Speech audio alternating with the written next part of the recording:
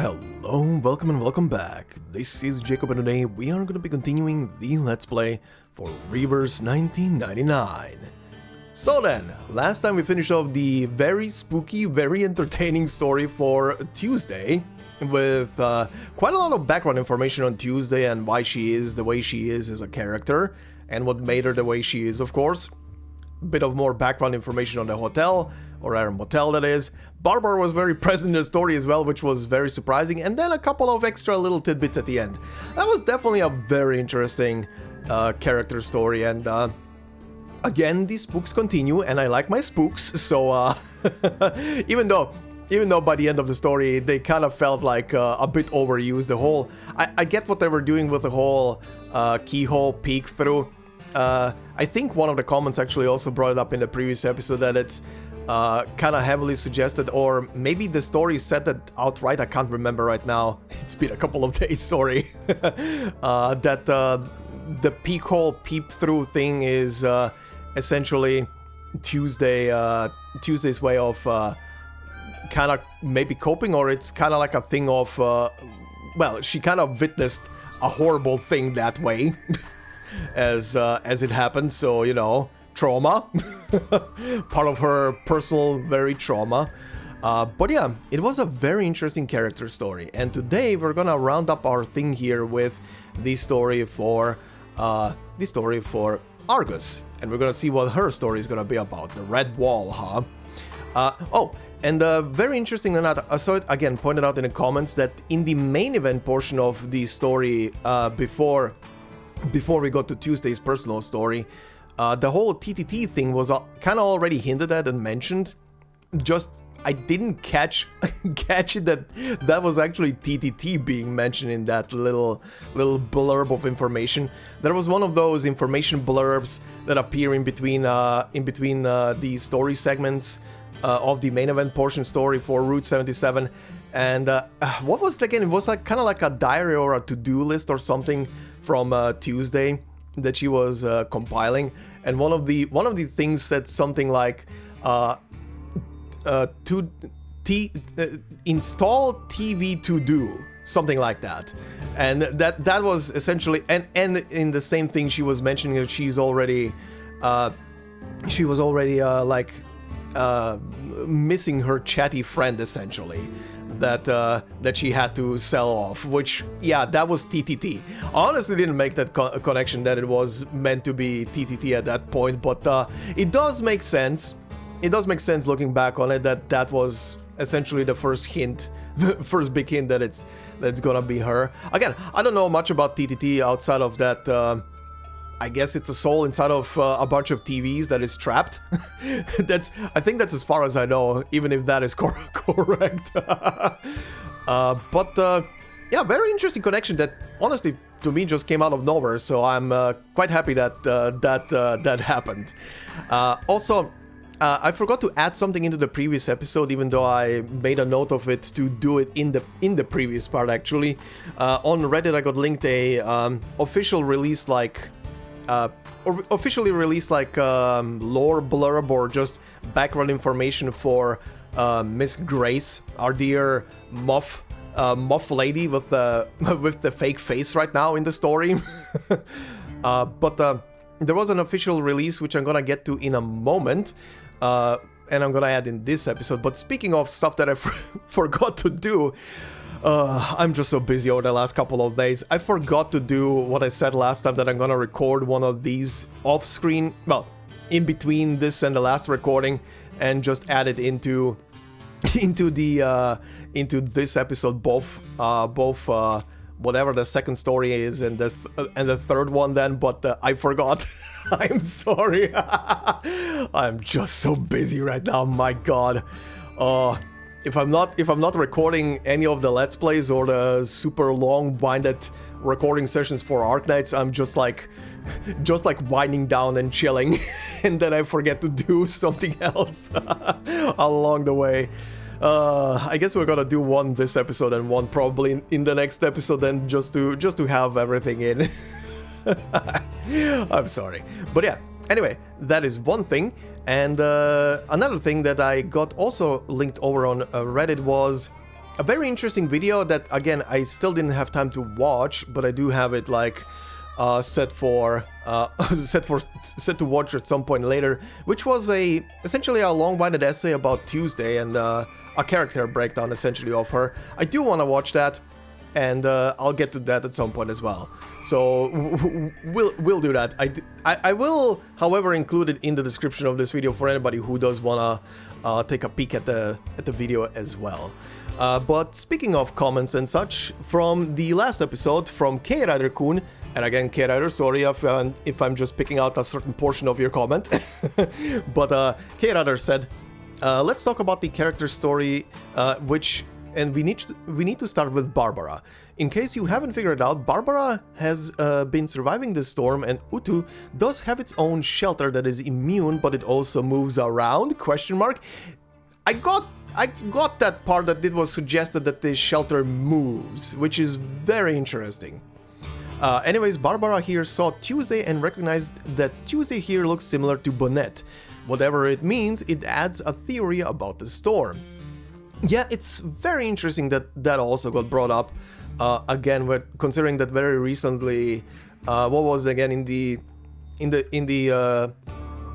cosmic story very recently, there was also like very heavy suggestions about people looking like other people or being in the same situation as a person you know but not looking the same kind of deal. Interesting. It's an interesting thing to keep in mind. Anyway, you continue. Tuesday talk now. She's an Arcanist, by the way. Thank you.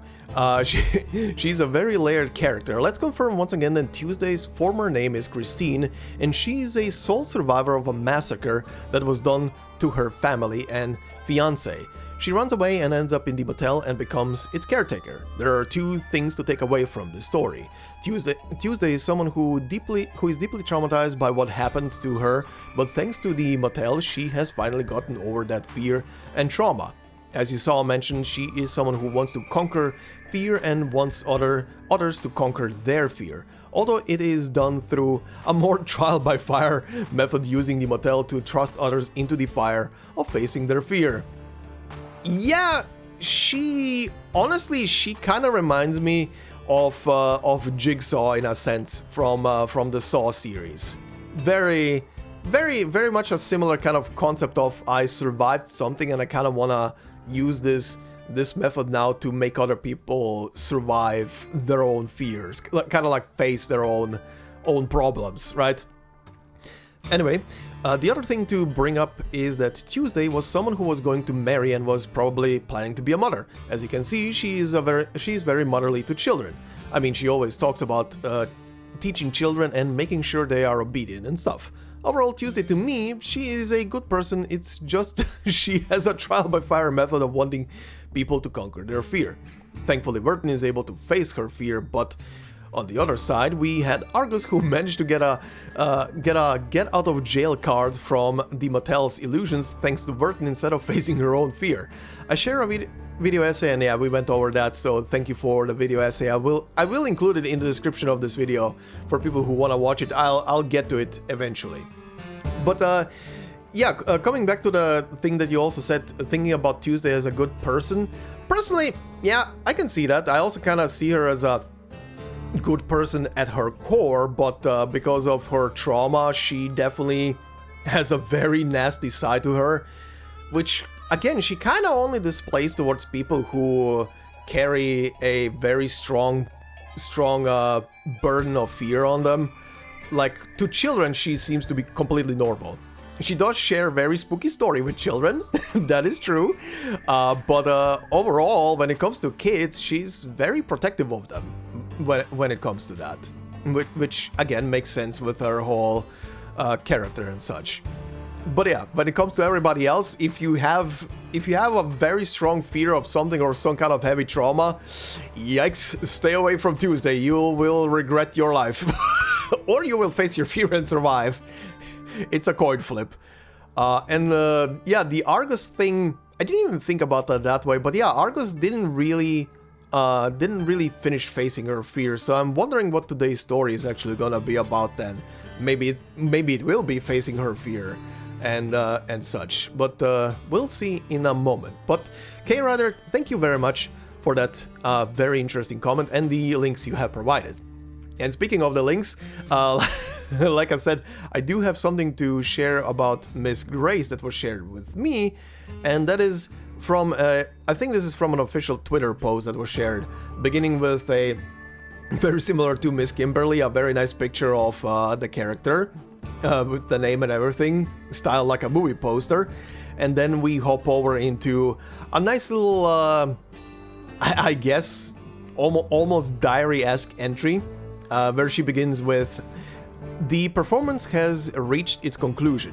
Tuesday has been taken to the Foundation, Vertin has left in search of Erd, the array under the bed of the Xeno soldier has been sent to the Foundation, and countermeasures have been prepared." Now that's a very interesting thing, countermeasures, huh?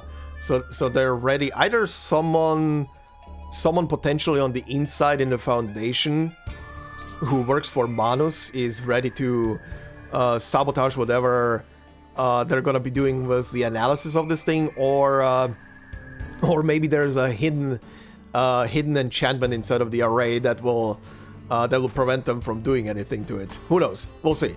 Anyway, it continues. Although she failed to complete her mission, Kimberly played her role with aplomb. Sure. However, perhaps romance would suit her better than horror. After all, the entertainment of a generous gentleman would far surpass that of a corpse rejected even by the motel. True. Then it goes further with about Vertin. Vertin's performance was unexpected. Meticulous in thought, calm in demeanor, Tuesday's cunning tricks had no effect on her. If Kimberly is a character that makes one want to close the book, then Vertin is the reason the book continues to be written. That is some very high praise right there. And then she concludes with, well, it's time to end this chapter. A secluded motel, a mysterious room, a gunshot, a corpse, a baby, and of course, several charming ladies. Let's call it the mystery of Tuesday's motel. Too long, perhaps. The motel nightmare or Tuesday's terror. She has a funny side to her, doesn't she? But yeah, that is the short little quirky story I forgot to add last time from Miss Grace. Very, very, very interesting. But yeah, anyway, let's hop into the story for Argus, see what that one is gonna be about. Then we're gonna do the little thingy here for one of these stories. And considering this is technically gonna be then the last episode for Route 77, at the end we're just gonna watch the trailers as always and see what they have to offer for this whole thing. But yeah, let's see. She gets the sexiest backgrounds, I swear. What the hell? Alright, near or far? Let's begin.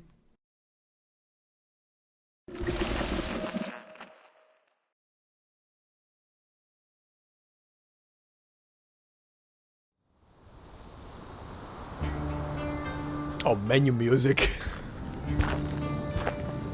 Hey, are they actually gonna utilize the town? That was a southern town.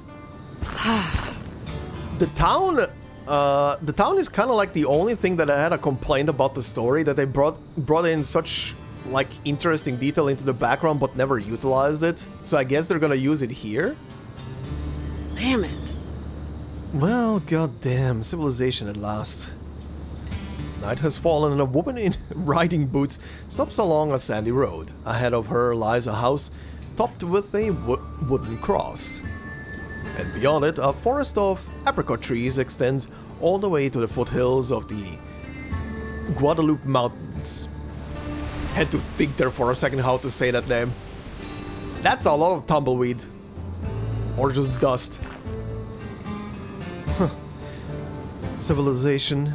Turn over every rock in Texas before ever finding that, but a sweet water town like this will do. Yeah, it do.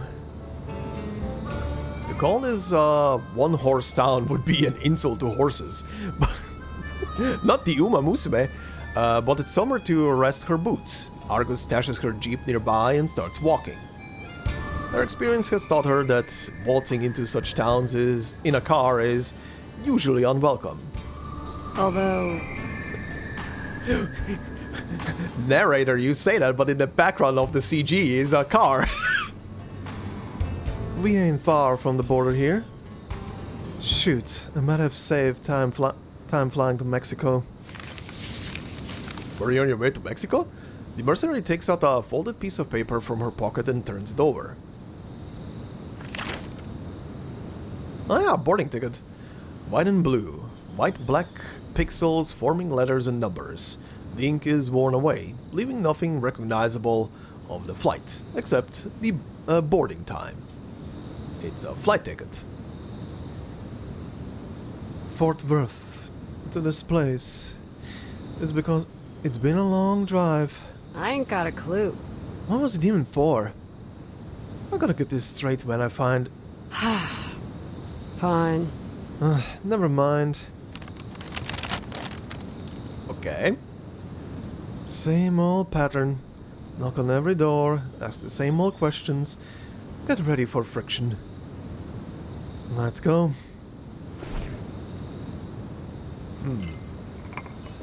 The melody of 99 bottles of beer? God, no, please, no. Maps in front of the edge of town, accompanied by the clicking of glasses. Ooh, neat little effects. Okay. Ripples in the water. No matter where you go, you'll never find a better source of leads than a watering hole. There you are. I mean, yeah, a bar full of drunk people with loose lips, of course. The mercenary hunts with her ears instead of her eyes tonight. She follows the melody down the street and into the bar.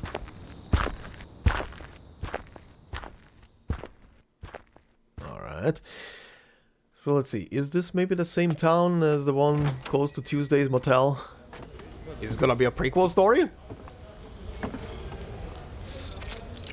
Bar. Hey. Howdy. Get me a mug of... Uh-huh. Yeah, everybody's in robes. She looks around as she considers her order. Those gathered are playing cards and drinking. The tables are... The text is auto-scrolling. The tables are piled over with empty cups and plates. It's long past any respectable mealtime. All Argus can order is a drink, rather than chance it on whatever would still count for food at this hour. Good choice. Blackjack. The bartender's eyes the newcomer, confused, as if he hasn't quite understood the words. Yep, that's a familiar face. Pardon? You're in the wrong place, Yankee. What are you trying to impress us with all that? Not that it's a half bad get-up, but a cowgirl you ain't. How's about you take off those chaps and give 'em the ear? Not like you'll put them to any use. Oh, gosh. That's the perfect... that's the perfect line to follow up with. Oh, gosh. Jeez. You were talking to me? Sorry. Sorry, I didn't hear you, little fella. In fact, I almost missed you. What? What the hell are you trying to... Besides, And one more thing, I ain't no Yankee. What do I gotta do? Whistle Blue Rose of Texas for you to prove it? Oh, come on. Give those ears and eyes of yours to those in need if you ain't using them. What is it those suits back in Austin say? Alright. Peace and love. Looks like you folks could use some of that. Damn. She smiles, stepping her gun carelessly, a habit she's never truly kicked. Well, you rile up people. The bartender signals the drunk man to calm down before he reaches for his own pistol, catching him just in time, then snaps his fingers to grab her attention. Hey. Hey, whoa, ma'am, easy. I'm sure he didn't mean no offense. Ain't many new folks that come around here. much less the kind that order a blackjack. I'd wager most of these luscious never even heard of it. So, So you got it or not? I do. The bartender puts down his hand and starts pouring whiskey, his eyes fixed on Argus's gun. His own is just under the bar, but he has his doubts he could outdraw her, damn.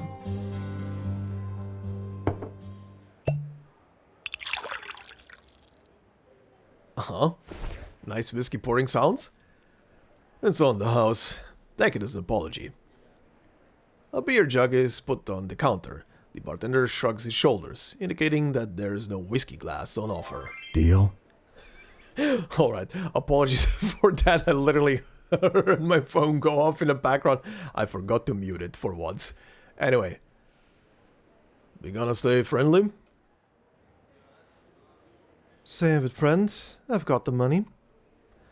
But if you're fixing to apologize, answers will do better than drinks. The bartender frowns. You're a ranger.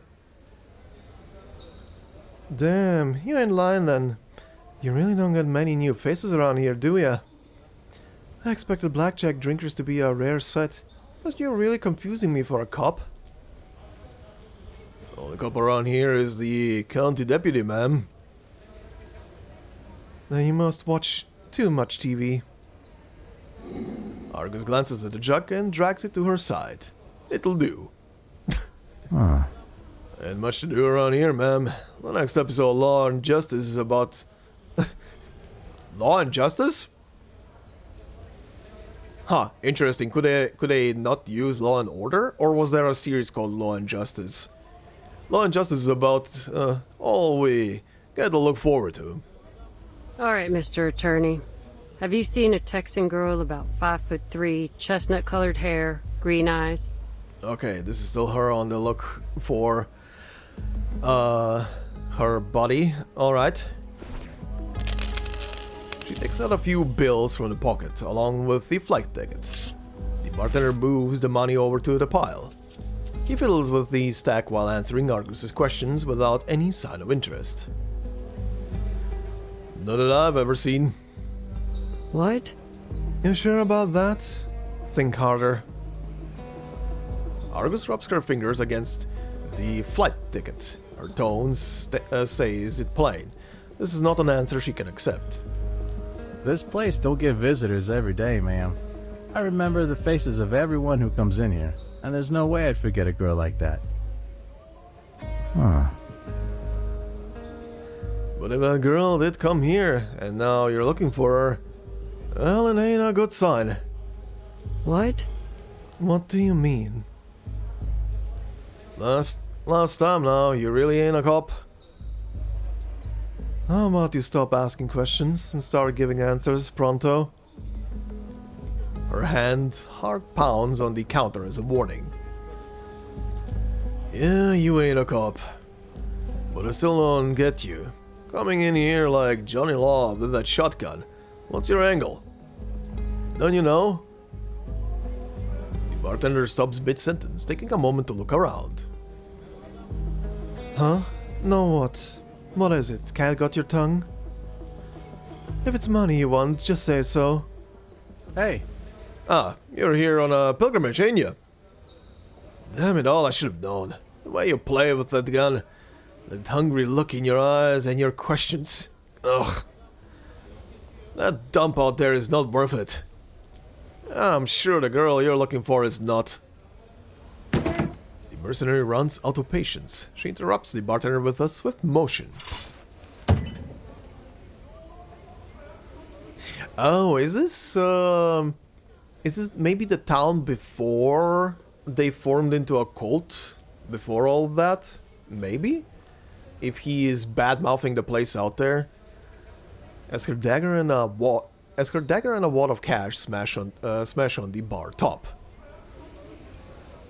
Enough dancing around the subject. I ain't in the mood for it. Two choices. Say what you're fixing to say, or point me to someone else who'll do. Who will? The bartender says nothing. He stares down at the flight ticket, now flattened by the dagger. Fort Worth. You drove all the way down here to find this girl? No one passes through this town. Least of all Yankees. Unless they've got something they're looking for. And I ain't talking about the view. Hey. Hey, Daryl! The bartender calls out to the familiar face on the of the customer that had argued with Argus. Yeah? God damn it. I said I ain't a northerner. The lady here is down from Fort Worth, looking for the wall and a girl with chestnut-colored hair, green eyes. Hey, I did mention a girl, but I ain't said nothing about no goddamn wall. I have no idea what you're talking about. Jesus! As Argus looks at the man, he stands up, strangely sobered, and rushes towards the door. Oh, he's in a panic. Oh, he's in a panic, he's running. Faster than Argus has time to react. What are you... She's a fucking merc! Grab the deputy! I'll hold her here. Oh, great. What? No. What? What the hell is going on? I'm sorry, ma'am. Like I said, the wall ain't no place for pilgrimage. And I ain't about to stomach any more of your questions. The bartender pulls his revolver out from under the counter. He manages to bring it to bear on Argus too fast for her to draw. Not even a greenhorn could miss the shot at this range. No. Pal. Chill, pal. Where's that Texan hospitality? Do you mean yeehaw? Bang, bang, bang? Alright then.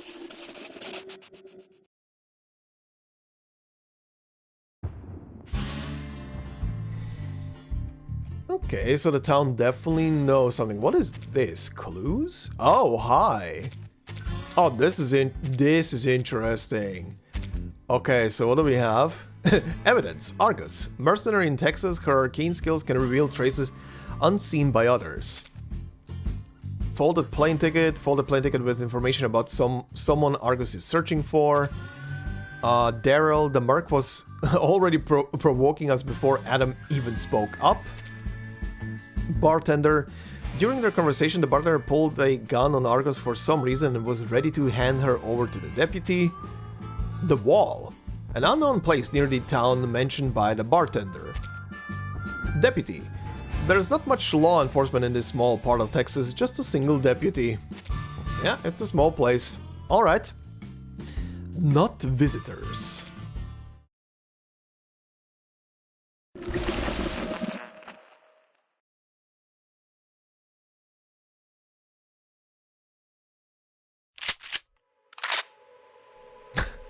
All the gun cocking. There's gotta be some kind of misunderstanding. Afraid not, ma'am. She's no longer the one holding all the cards. And what happens if that goes off? An uninvited merc from out of town, one brandishing her gun. I think the deputy will understand. If he even gets called, maybe we just take a trip out to the wall of yours and we'll paint it another shade of red. And if need be, I'm sure our friendly local deputy will vouch for us. What? I still have no goddamn idea what you're talking about. What wall? God damn it. You're talking like the Alamo. You're talking like the Alamo or something? The bartender motions his revolver up and down. Argus raises her hands and slowly steps back. Listen, pal. Alright, I see I've hit a nerve. I've got a wallet. You wanna grab it? Take anything you want except the photo. Go on. Heck, you may want to check the photo if you like. Maybe it'll remind you of something. Don't move! Argus doesn't even have to turn her head to know that the other patrons have blocked the exits. Escape seems unlikely without some help. We really got to do this, can't we talk? There's no need to get rough. She stammers out again. but she catches the bartender as his eyes drift from her to the door. There are footsteps outside, every other step coming noticeably slower, as if from a limp. Hey. Bar's closed. Oh, it's you. This is her chance. Although, Not sure who it is, but I'm guessing your deputy ain't gonna hobble. Her words come along with a swift roundhouse kick. Argus, the Texas Ranger, the revolver is kicked from his hand. And falls. Time seems too slow. But not for Argus. She grabs the revolver from the air and hops over the counter at blinding speed. In a flash, the muzzle is against the bartender's temple and her arm locks his neck from behind. She is back in control before anyone can pull a trigger. sorry. Let me be clear, folks. I'm still not looking for trouble. Hey, You new guy. Best you leave now. Okay. Uh-oh. The newcomer is tall but thin as an old wood post. Ignoring Argus's warning, he moves straight to the counter, as if unaware of the scene. A bundle of furs draping over his shoulder covers his face. He places them on the counter, making an audible thud in the deadly quiet bar. Среда. Okay, hi, you look very unique. What the hell is with the scar under your neck? Did someone cut your head off? Or were someone trying to hang you or some shit? That is a big scar. Wednesday. Okay. Russian? Oh, is he from the Xenobase? Увидимся в следующем месяце.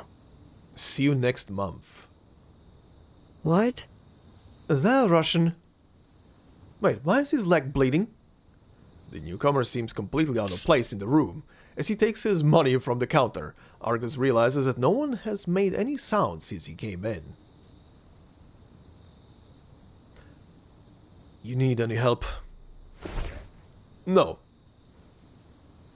Argus understands nothing of the man's words, but upon hearing no, the strange figure nods and limps his way toward the door.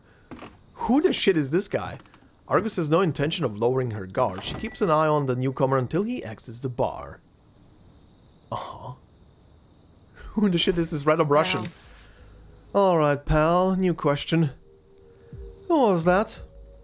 The deputy will be around any second, lady. Whatever you want, you ain't gonna...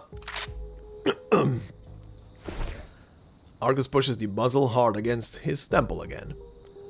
Ain't no deputy here now, is there? It's the best thing before you speak. He brings in those furs and takes our money. We just do business. That's all.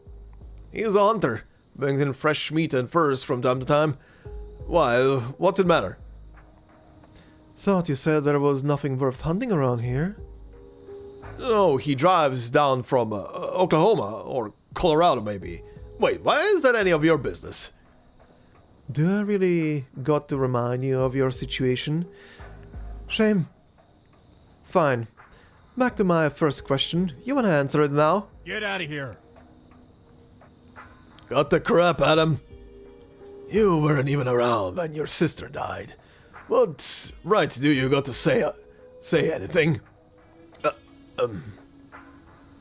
Your sister? Argus squints her eyes.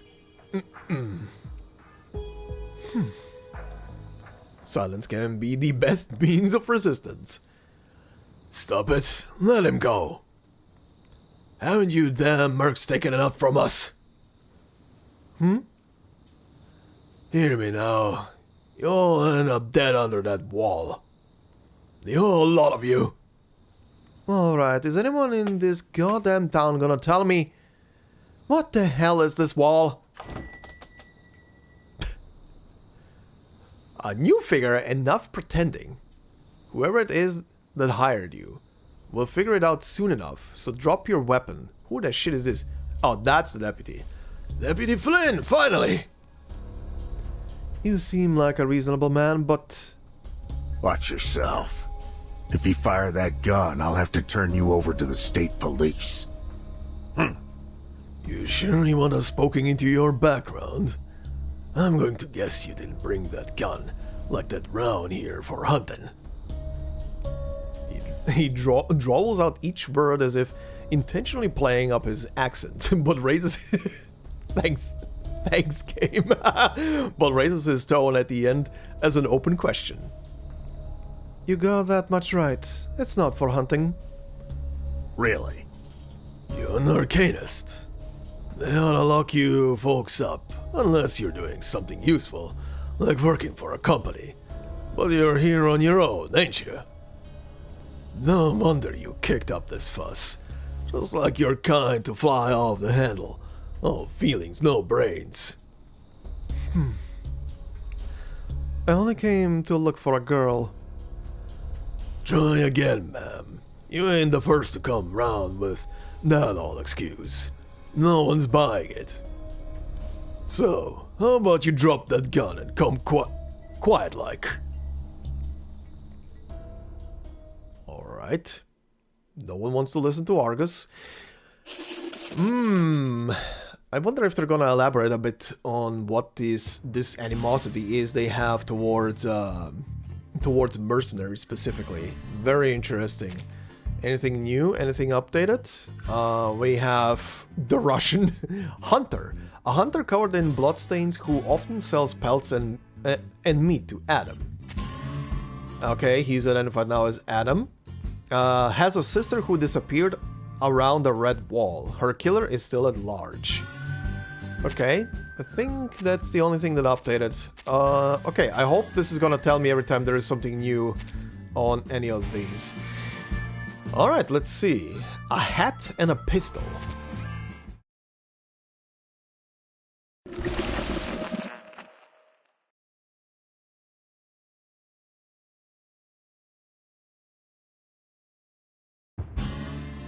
Oh, minigame time.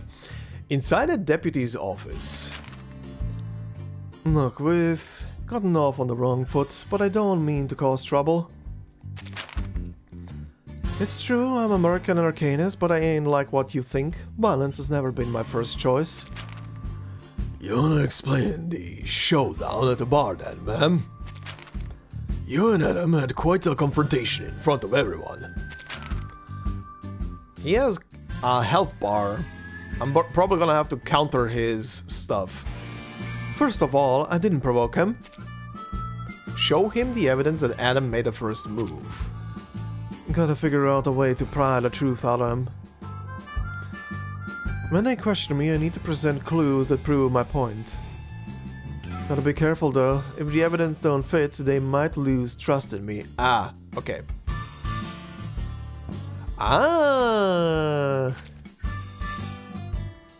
These clues will help reveal the truth that contradicts their lies. Adam, the owner of Locker, during their conversation, he pulled a gun. Right. Proceed. Before you arrived, it was Adam who pulled a gun on me first. It seems like if I hadn't talked you down, we might be cleaning up Adam's blood from the bar counter, if you didn't strangle him first. I was careful with my strength. He was still talking before you arrived, sir. Oh, so it ain't violence if you were controlling yourself. You had him in a headlock. You think it doesn't count just cause you didn't choke him to death? And before all that, he pointed his revolver at me, so I was only defending myself. Ask anyone there, they'll say the same. You talking witnesses? Yes, ma'am, there was indeed a witness. Mr. Darrell, the fella who ran off to report you after downing half his drink. That ring any bells? Yeah, it rings a few. What did he say? According to Mr. Darrell, when you arrived at the bar, you ordered a drink no one heard of. Blackjack? Did I get that right? We're not really a fancy whiskey sort of town, you know? Anyways, seems like after that, Adam got a little suspicious of who you were. Then, so I've heard, you started brandishing your firearm. You were aiming to intimidate the barkeeper into talking about the wall. Honestly, you seem like a smart... Oh, she said something there that disappeared. I thought it's gonna stay. Honestly, you seem like a smart gal. You should know that mercs aren't trusted most places, and least of all here. And to make things worse, you go prying into the story of the wall, too. Okay, what did she say there? Okay, she just said, no, something's not right. Okay, cool, let's continue. I'm gonna have to keep a closer attention if she has a speech bubble here, so I'll read that first before it disappears. Look for any contradictions in the existing clues and refute them. Find the flaws. The info Daryl gave the deputy ain't entirely accurate. Thinking back on what the deputy said, it seems Daryl didn't mention that he provoked me first. I feel like I'm playing Ace Attorney right now, or something similar. Try to refute the deputy's false information. Right, yeah, with his, I get it. Proceed, before Adam even spoke up, yep. Sir, considering you're a deputy, I think you'd know better than to trust the testimony of a witness directly involved in the incident. So, how exactly was Darren involved in your dispute with Adam? Right as I sat down and ordered a drink, your Mr. Daryl started hurling insults at me. Go on, you could head back to the bar right now and ask anyone there to confirm what really happened. At least you ought to get the full story, not just the... Did she say something and I was so focused on the text? God damn! At least you ought to get the full story, not just the ramblings of a drunk that ran his mouth off at me. Oh no, never mind, there was nothing. I thought something loaded in here for a split second because I saw something flash there. It was just three dots. Okay, didn't miss anything. Yeah, it's literally these 3 dots. Is that so? What I heard was that you insulted our pal, Adam, then threatened him for information about the Red Wall. That sound right to you? The Red Wall? I don't even know what the hell that is. Anyway, Adam and the others said they were only defending themselves. Which is the opposite of your story. Who should I trust now? That red wall of theirs, what on earth is it? I'm the one asking questions here, not you. What, this an interrogation? We're just having a friendly chat, aren't we? I answered a question of yours. Shouldn't you answer mine? This ain't a Sunday swap meet, ma'am. I could have turned you over to the feds or one of those Arcanist management organizations. But I didn't, because I owe the victim an explanation. You've already decided who to trust, so what's the point of this conversation? Because I want to know why you were pointing a gun at the local barman. And I already said I was defending myself, damn it. And I already said that he's claiming he was only doing the same thing. This is literally just a game of he said, she said.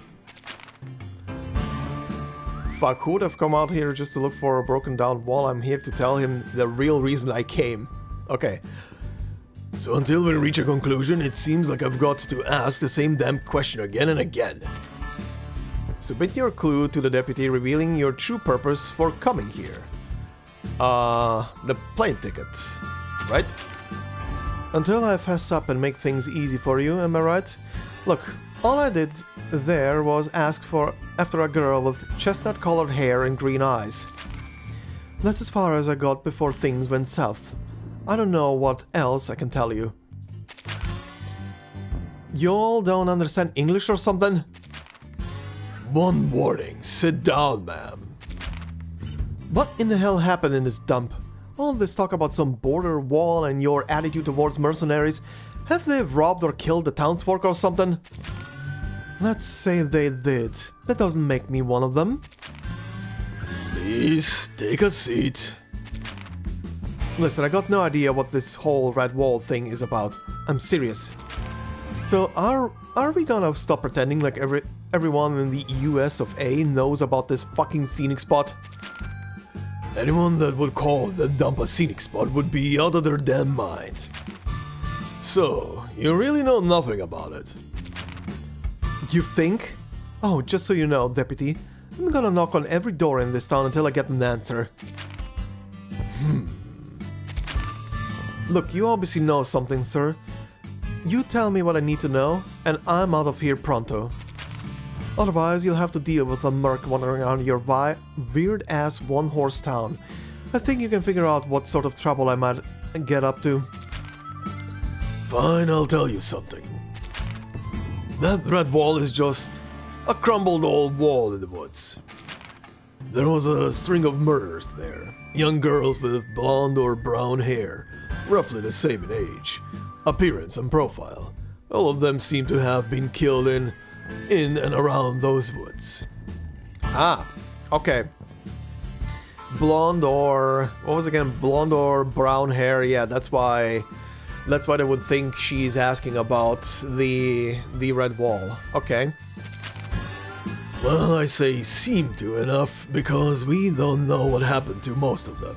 Most of them just disappeared. Try to pry more information. Find, okay. Skillfully extracting info. Well, that's a merc's bread and butter. Question. Ah. There are always useful clues to be found in these kinds of sentences. So, what about the ones you did find? Any conclusion? Okay. If you need to refute or ask further questions, tap the hint button to locate the specific dialogue. Ah, okay. The body of... hold on, what? Veteran. A veteran wandering through the woods murdering innocent girls. Ah. Yeah, we managed to link them to a group of mercenaries. Psychos, if you ask me. They left those girls bloody and dismembered down by the wall. So the red wall... those veterans, they put their lives on the line and fought for this country. And even after all that, they have to work as mercenaries to make a living. Oh? Oh, merge evidence. This really is Phoenix Wright right now. The connections between the clues are clearer now. Combining specific information will create new clues. Okay, let me see. So, wait. Let me read this first. Can I take it out? Hold on. There we go. Mercenary. From soldiers who join mercenary groups, former soldiers who join mercenary groups after retirement. Ah. Okay, so this and this merge. Tracing back results from a range of sources. Huh. That's the 100-eyed giant investigation method. Nice. Also, oh yeah, also this reminds me of last year's Alan Wake 2, the whole merging of information and finding clues and stuff. Well, Alan Wake 2 is a cool game. Okay, a survivor of war now wandering through the woods murdering innocent girls. Interesting. So I suppose you can see why I haven't taken a liking to your mercenary types. Piece the clues together and figure out why the deputy hates mercenaries. Alright, it did. Then the reason you had mercenaries is because of the awful things they did here? You've got the right of it. After living through war, I guess some soldiers forgot how to live with peace. They couldn't pass the psychological exam for the police, and they didn't want to give up their dignity and live on government handouts. When you only have two options, to go back to fighting or to live on the street, it's an easy choice to make. I ain't gonna tell you what that does to a man's soul. The loss of status comes with a loss of self-control. Huh. At least that's what a shrink would say. That's it? That's why everyone's acting so cagey? What's the matter if I know about that wall or not? I've seen stranger, believe me. If you don't know about the wall, it's best you leave it that way. It's not worth asking over. There, I answered your questions. Now let's talk about your licenses. Oh, come on, you saw it yourself. You saw it yourself, my carry permit is genuine. And I ain't never served. Complete! That was interesting. Does that lead to an actual cutscene? It does. That was pretty long. With the interrogation over, the deputy decides not to hold her any longer. Her gun, however, is confiscated, pending good behavior, until she leaves town. But Argus isn't about to walk out without her gun. Not ever. Hell yeah, girl. Get that gun back. You're free to go, ma'am. So go on. Skedaddle.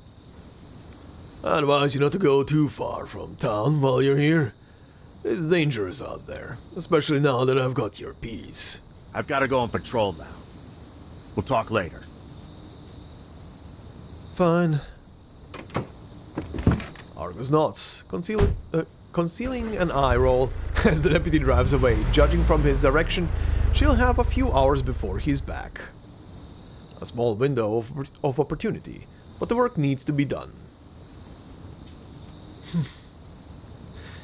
The sun's coming up soon. I'll have to bust myself back into that pig pen before daybreak. Having made a decision, Argus walks toward the edge of the town. Alright.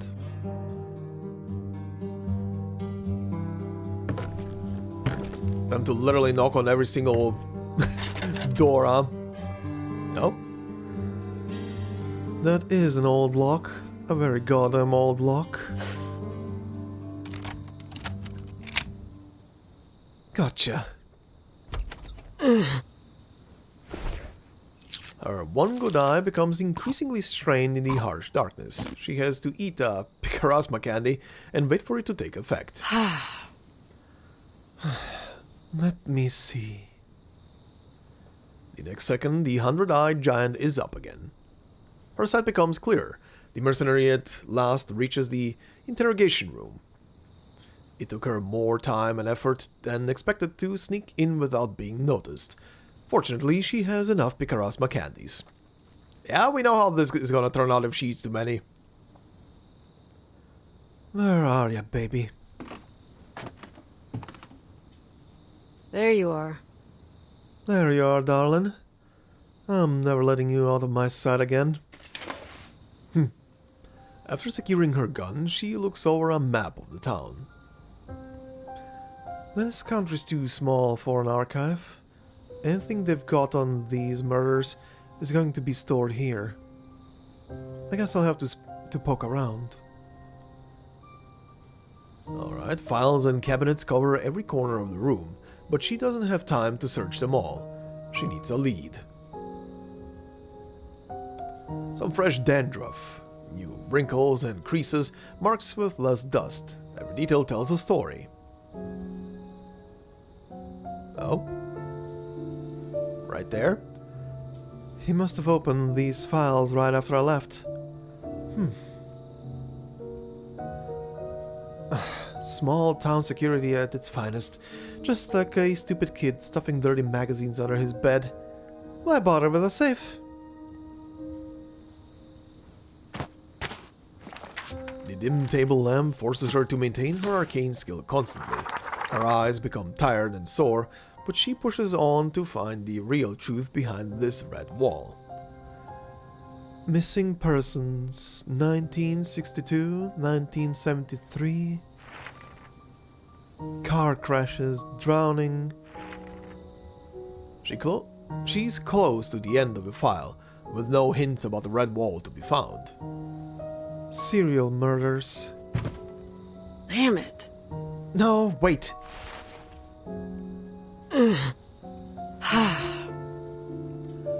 Her eye goes blind again. She's accustomed to the feeling of it fading. Even so, she holds out for a little longer. Then another candy as she waits for her sight to return.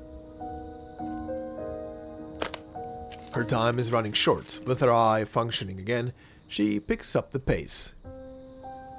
Broken wall, 1981, 1984. Wall of the San Diego Hospital. San Diego Hospital? A field hospital? So that's what the red wall is? No murders? This is weird. But nothing else mentioned a wall, and that deputy only took this file out. There's gotta be something I'm missing. The red wall's location... Let me see. Hmm? What? They didn't write it down. Damn it. Why? As Argus thinks it over, something else draws her attention. A pouch tied with red thread, clearly intended to hold files. There is a scarlet seal on the pouch. She has no clue what it is, or who it came from, but one thing's for sure. It's meant to keep you out. There you are. Looks like I've hit the jackpot. Okay. Did you find her clues? Maybe. Maybe she did.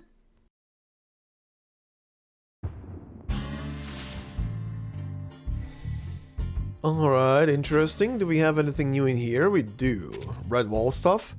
The remains of a wall near the Spanish hacienda, now collapsed. Interesting. On the deputy. There is not much law enforcement in this small part of Texas, just a single deputy. He told Argus part of the story about the red wall. Okay. So it does update and tells me what's new. That's fun. Okay. Continuing then, I guess. Just a drink of water. No whiskey for you, gotta keep sober. Investigate first, drink later.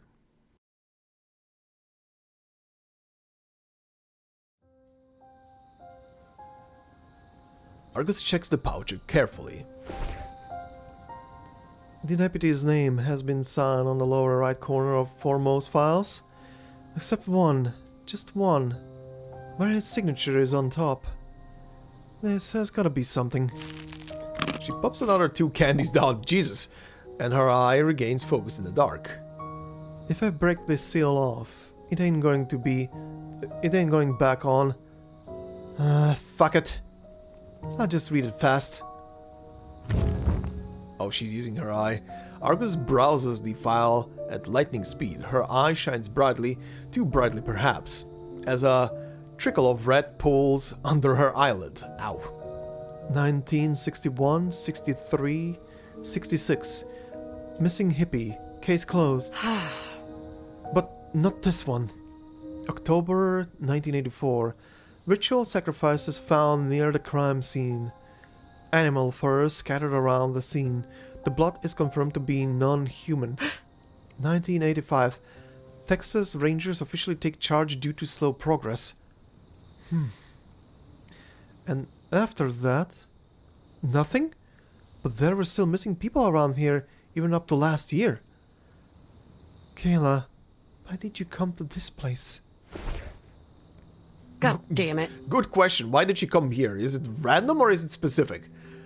All these cases, and they only solved 3 of them. Almost all of the victims appear to have gone missing after being sighted near the Rio, but none of them seem to have been going to Mexico. Kayla. No. Oh, Argus stares at the files. Veins run up her head and fists like a nest of snakes ready to attack. No. If these humans can't find her, I'll do their job for them. I'm the only one who can. I mean, your ability should be easy, but still. Inside a town bar. Oh boy, back to this guy. Good morning. I need a drink, and this time it better be blackjack. You gotta wait, we ain't open. You again? Didn't the deputy run you out of town? I seem to recall I paid for a drink and never got it. Ain't it natural I come to collect what I'm owed? How about this? I wake up everyone in town and we see how long it takes for a merc to roast on an open flame. Jeez, that's downright medieval. What's the plan? Good old-fashioned pyre? Or are you gonna just douse me with gasoline the American way? 'Cause I didn't bring any. Nearest gas station's 55 miles that way. I'll give you a ride. You nut! Mama was right, all you Arcanists are lunatics. You sound like your deputy pal, you know that? Wouldn't be surprised if the gene pool here ran shallow. Damn! Damn! Besides, I wasn't the one acting like a nut, was I? Am I right, Adam? I don't know what you're talking about. Then let me make things clear. I'm talking about that broken wall in the woods. The woods? You're not different from those other mercenaries, coming in here with what little information you have, looking for a local guide. Buddy, it's nothing like that. In fact, thanks to you, I already got a bit closer to the information I really needed. From someone else. Tell Adam who gave you the information.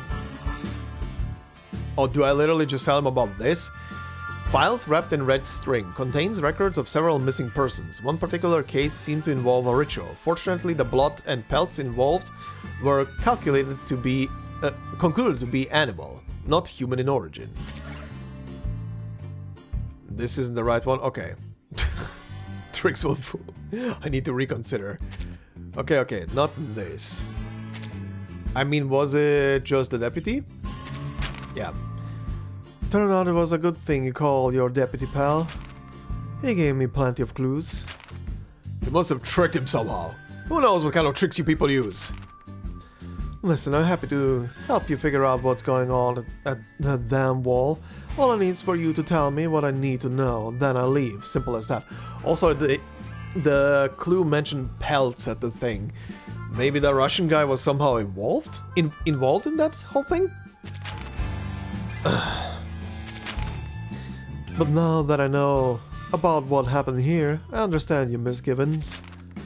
It ain't just a misgiving. You mercenaries are nothing but trouble. If it weren't for you, would that wall be called the Red Wall? If it weren't for you, would there be all these missing persons? There's something else on the tip of his tongue. Press him. Okay. If it weren't for you, would there be all the missing persons? Not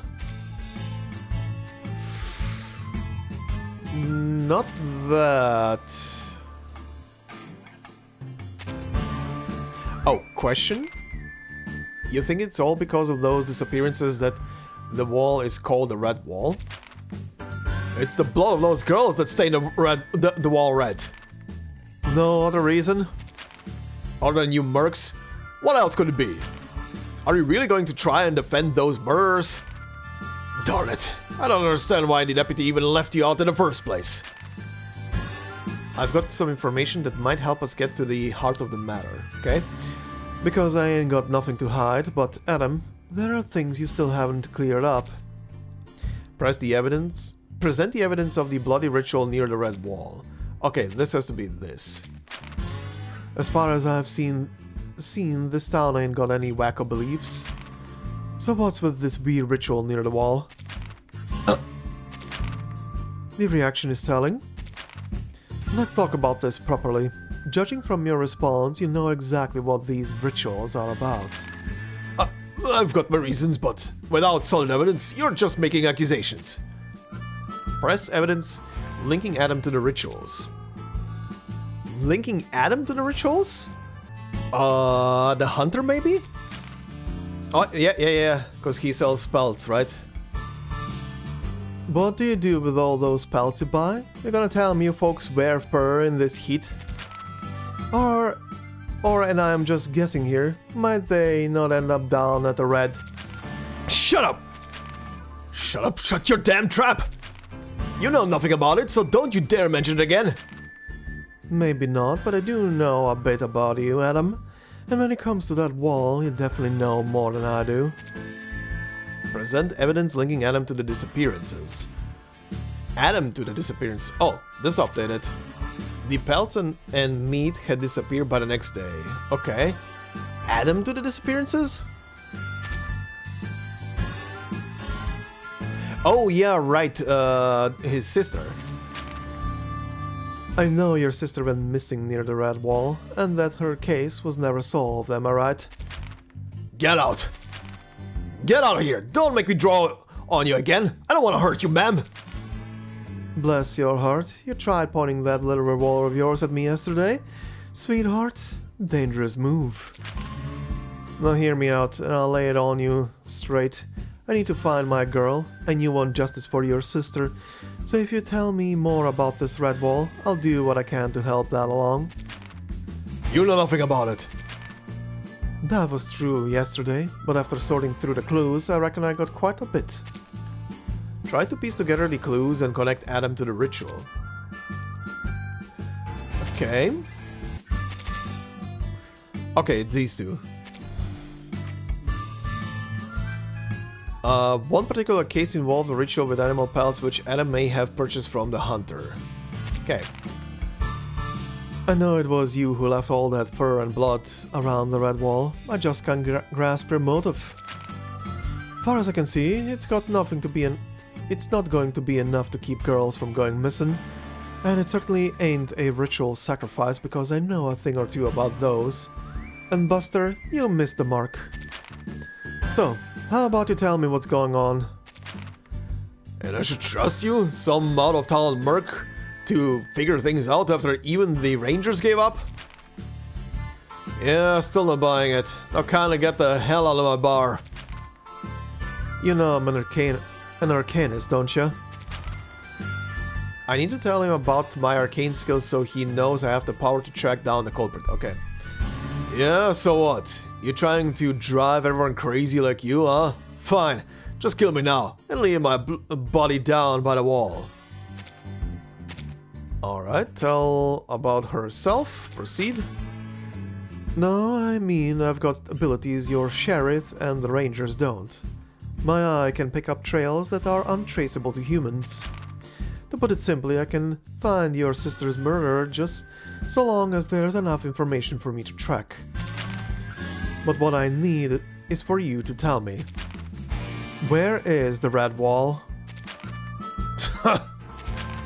Begging your pardon, ma'am, but you've never gonna find it. What?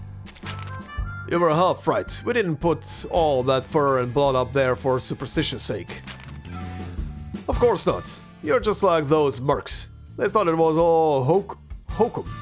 But they wanted to use that thing to cover up their crimes. They didn't pay any respect to that thing's territory, and so they got caught. Okay, there's a beast. It don't play games, and it don't kill like they do. Hold on there, partner. I know you ain't an Arcanist, but you're beginning to sound loopier than one. Now, what the hell are you even talking about? Is this just another dodge? The body of evidence has been updated. Okay. You don't stand a chance against the skinwalkers. Yummy. Yummy, yummy, yummy. Okay, that was updated earlier. Skinwalker, a mysterious figure related to the Red Wall according to Adam. Ooh, skinwalkers are creepy. I love myths about skinwalkers. Huh? You made me think I was some kind of... Never mind. I'll ask you one last time. Where is the Red Wall? I ain't telling you that. So why bother telling me about it? You're trying to scare me away? Please, I'm not 6. Forget it. I'll go find someone else halfway sane. I won't tell you neither. So what? You're suggesting I find a way to pull it out from you? You're not desperate, huh? Fine. We've got ourselves a little rodeo today down on Wade's farm. I'll sign you up. What in the Sam Hill? A rodeo? If you can stay up on that bull's back for 10 seconds and survive, I'll tell you where to find it. Deal? That's a tall order. You want me to bet my life over this info? Fine, but then you're gonna tell me more, especially about your sister's case. Alright. Alright. So, what's this bull called? Alright. Alright, we're getting somewhere. Oh, and that's, that's the end of the scene. I like this back and forth stuff. Very funny to do. Okay, anything else updated? No. Alright. Let's see. Blood and violence. Yummy. My 2 favorite words. But only when I play Doom. God, I need to play the new Doom game at some point. I still haven't.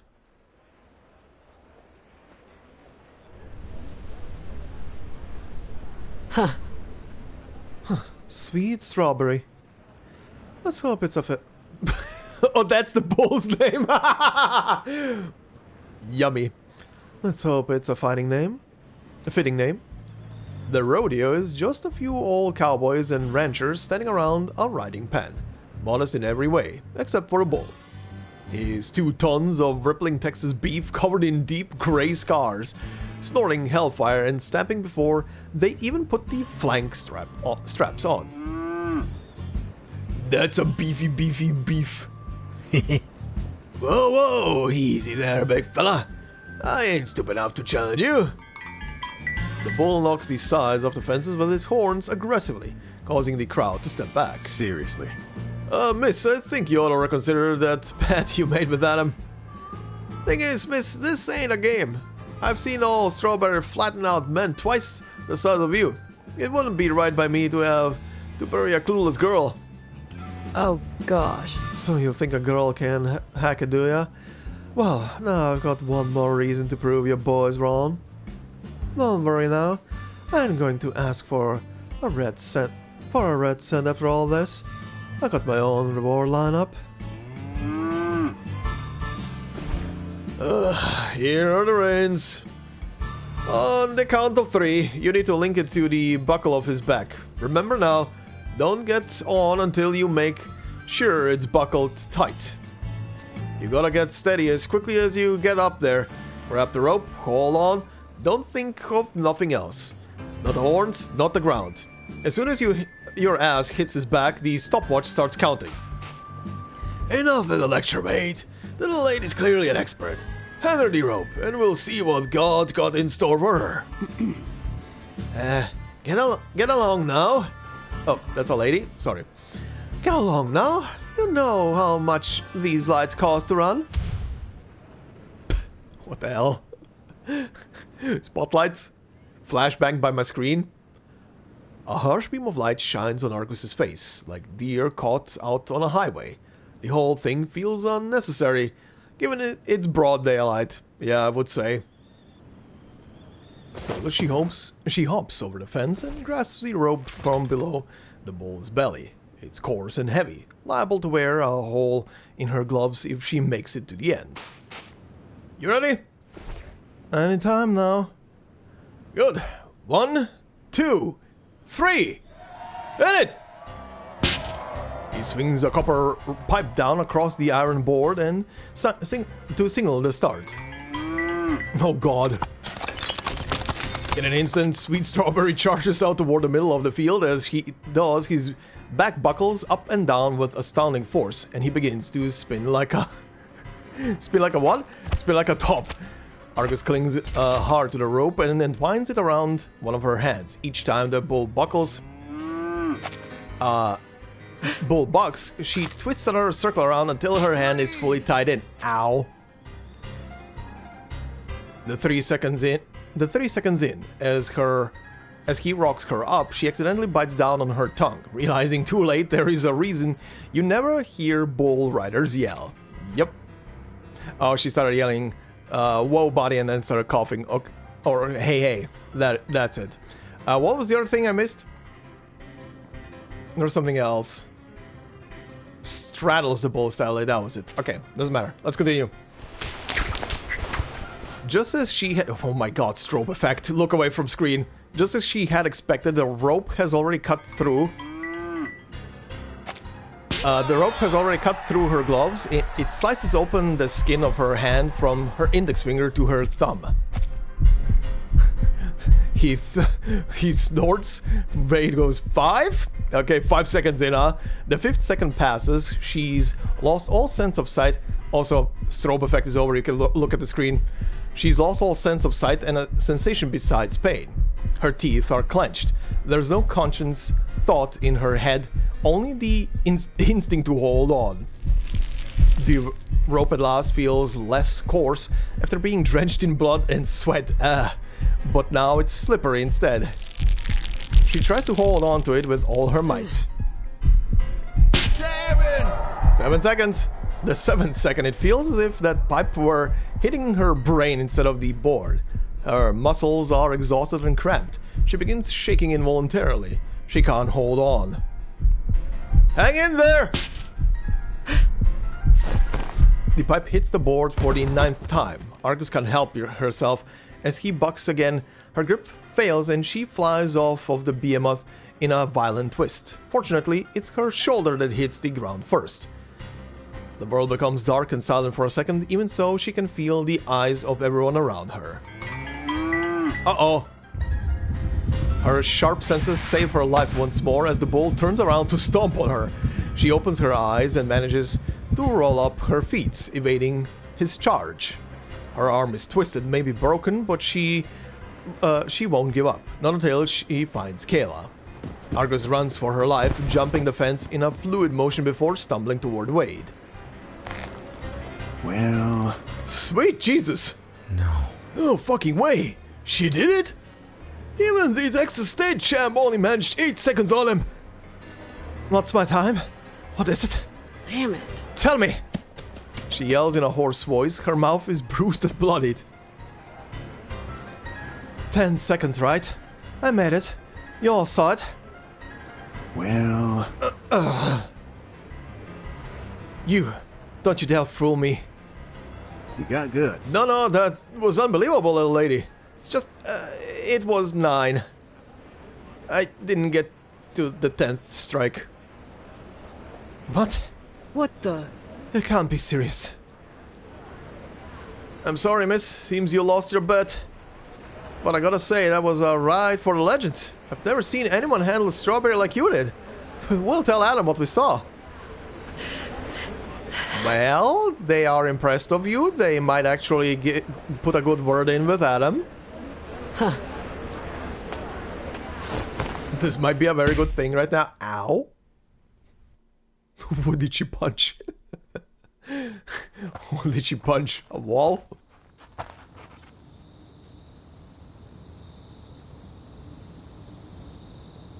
As night falls again, silence returns to the town. 2 people are walking toward the shallows of the river. Argus hurts all over, not helping in the slightest by the post she punched after finding out her time. Okay. After you reach the shallows, go straight ahead 200 yards. Then you'll see the half-iron gate. The red wall's right behind it. Hey, look at that. Helping. You're on your own from here. Hey. Thanks. 9 seconds. I gotta hand it to you, ma'am. That took grit. That kind of grit you don't see much anymore. If only I had that. Forget it. I ain't gonna change nothing for me. It ain't. But it was only 9 seconds. I lost the bet, so why hold up your side of the bargain? Think of it as a consolation prize, cause I still ain't telling you nothing about my sister. Besides, you gave me the prize money, so it's only fair. Good luck, ma'am. Thanks. I think I'll need it. Well then. She at least got the respect. Hey. Oh, and another thing. You know, just because you showed you got grit doesn't mean you got free reign here. I'd right upset about the damage you did to his fence. Fine. I've been out here for a long time. I know the boundaries. She actually broke his fence when she punched it. Funny. They bid a respectful goodbye before Argus continues her journey alone. The night grows dark fast, leaving her all but blind. So she simply follows her instinct. That's a very loud fence.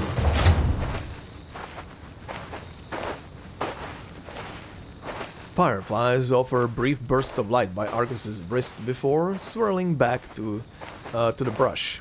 Argus stands in front of the iron gate, her vision still faint, even with the help of the torch bugs. Her heart flutters as she passes through. That is a lot of bugs. The deep iron smell of blood is strong ahead. She must be going the right way. She must be going the right way. Keep your eyes peeled, Argus. That was... How was... That was her saying stuff? She must be going the right way? Are you narrating your own life, Argus? She takes out a Picrasma candy and swallows it like a pill. There is no time for chewing. Even with the moon out, I still can hardly see. That could... Oh. That could be a wall, though. What's that all over it? And thence we came forth to see again the stars. Flashbang? Okay, deep breath, come on, that was all there was. Arcus casts her arcane skill while moving forward. Radiance flashes in Arcus's eyes, showing her the true color of the red wall. Uh-oh. What? Blood? Why is there so much blood here? Good question.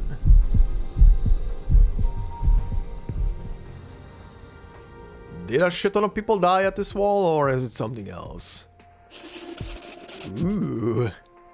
Interesting. Interesting. Let's see then. Anything new on these? Yes. The mercenary. Survivor of war now wandering... Murdering innocent girls? That's nothing new. Why is this new? It's not going away. Unless I can combine it, but there is no button. Yeah, this is also normal. And this is normal. That's okay, that's not going away. Alright, we'll see. Never enough. Let's see.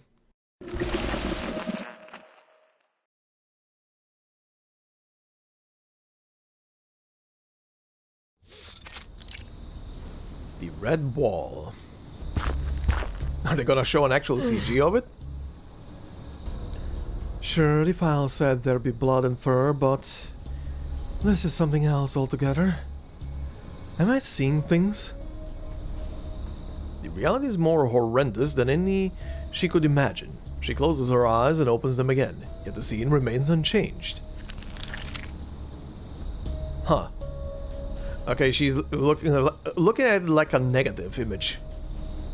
Right, because of her eye.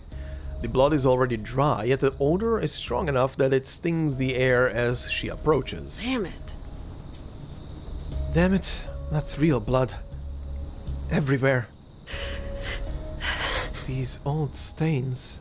They're oxidized human blood, but this fresh stuff, it's not from a human. Skinned hair. She tries her best to recognize the bodies from their shape. Oh, she vomits? Okay, what the hell? God damn it. Who skinned these animals? They've done nothing to preserve them. Smells like hell warmed over. Okay, that's what's making her vomit. That would make me vomit. But this is a lot of fur. More than what that hunter brought yesterday. All I know it was a huge bundle. Looked like they were from large game too. Argus falls on her candy, so she can examine the fur more carefully and compare them to her memory. Hares, deer hides, bearskins, raccoon, dogs, or wolves? And fish too, though only the scales are left. Could be to reflect some light? A veritable buffet of wildlife, but who told them skinwalkers like fur? They've got their own. Yeah, that is true. There ain't no blood or hair from Kayla. Good. Skinwalkers already have, as the name suggests, a skin they're walking in. Some they took from someone else, but they already should have a skin they're walking in. Couldn't ask for better news than that, really. Wait. This stain is fresher than the others. Is that sheep's blood? She doesn't approach the bloodstain. She already knows how sticky it is. She has felt it before. A tan-skinned woman opens her arms, showing her sticky palms. Blood and amniotic fluid stick to her skin and refuse to drop. I don't think it's gonna work, Kayla. Why? You were doing so well. This will be the last lamp. You can do it or leave it to me. The girl smiles with anticipation in her eyes. Look at my hands. I think that's gonna be a no. She shrugs her shoulders, shaking some of the blood off her hand. But I still don't get it. You said that's life. I understand that. But if we don't help it get out and stand like its siblings, it ain't gonna make it. Its mama will stay here to protect it, and then they'll both get gobbled up by the skinwalker. Weekend Eves are their favorites. They make for the best disguises. What? A skinwalker? What? You don't know? Say it ain't so. Oh, I get to tell a spooky story? Hooray! Despite her words, she's laughing. You really ain't never heard it? Well, then it's up to me to tell you. So, a skinwalker is, let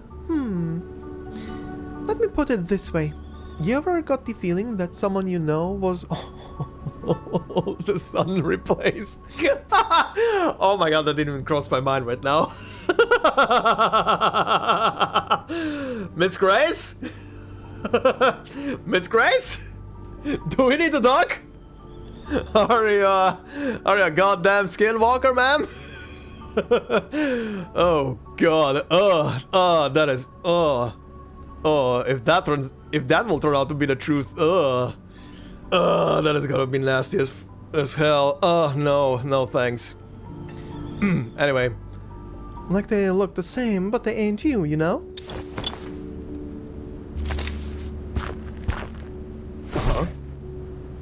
Oh hey, she's in her promoted garb here. Damn. I see through things, you know. People, too. She stands up, wiping her hands down on her worn, patchy jeans. But still, they might not be sharp enough to see through the camouflage of a skinwalker. They look the same as humans, but they can take the skin from living animals and use them like camouflage. That way they can get real close so they can eat them alive or turn them into their kind. They are the most feared hunter in the wilderness. It's just a story. Even if it's real, ain't no monster can hide from my eyes. That's true. Also, I need to ask, are you doing the little trick that most like models use on a catwalk when they have to wear something like you do right now, where it seems like nothing is really holding those boobies from hopping out of the shirt, but they tape it down so it so it stays in place. Ma'am, are you using duct tape to keep that in check? That one belt around you is not doing much, I will say that. That's not gonna keep the shirt there. Oh boy. And I've got your back. That's true. 100-eyed giants got my back. Now let's help this little lamb, shall we?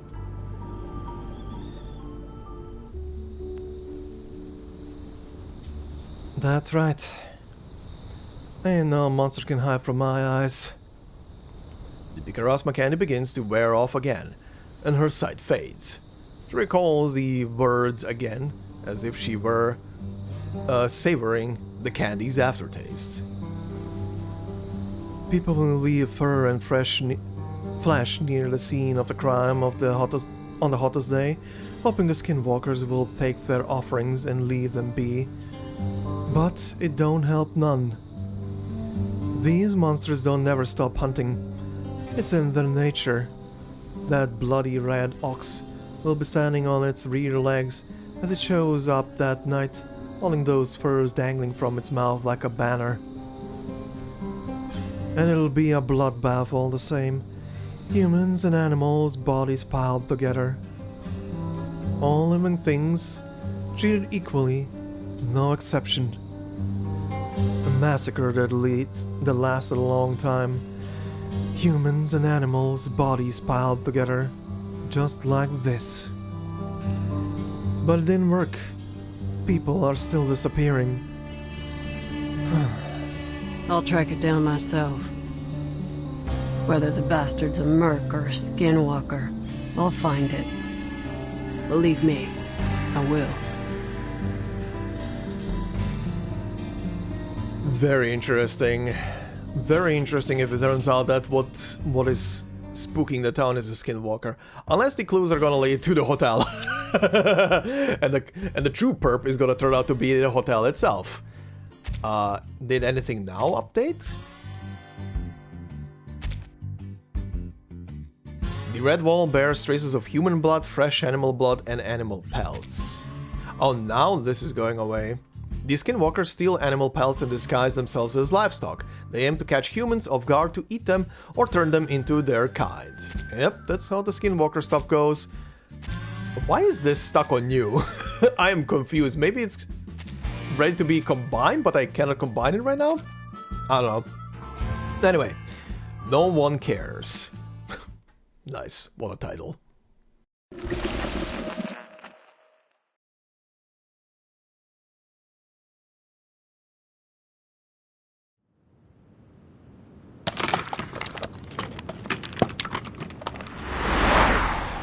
That sounded like a lot of bottles.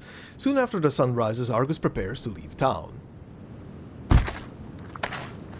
The fresh sheep blood was not part of the offerings. It was left by the hands of the one who touched the old stains.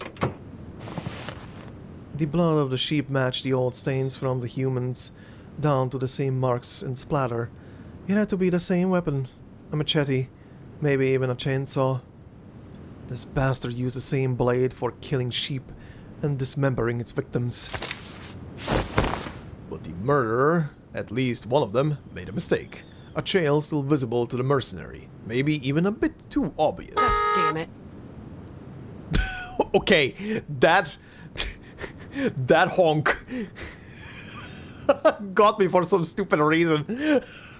That's the last thing I expect. This bastard must have returned there over and over to leave these trails, like a calling card painted in blood. Not a deputy, not a sheriff, not even the rangers could find them, though. Only I can.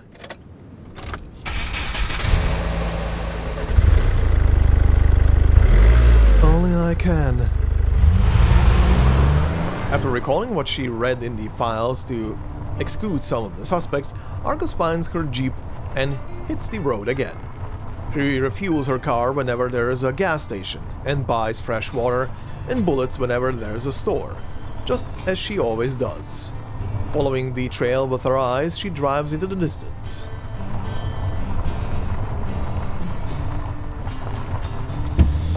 Okay. She's driving pretty far. Roadside diner. Hey. Could you tell me? I don't know. I didn't even ask. Just to know. I don't care who you are. If you ain't ordering anything, then move along. I got a full house of customers to serve. I know food, not chit-chat.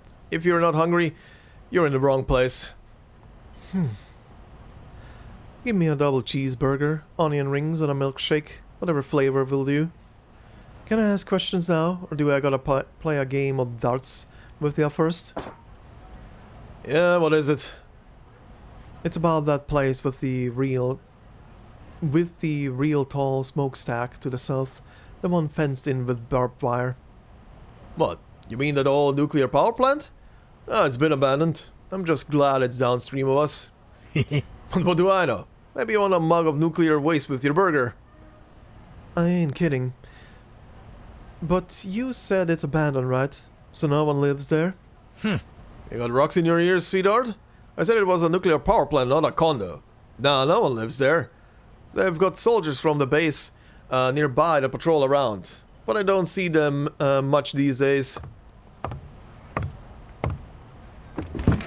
Alright then. Huh.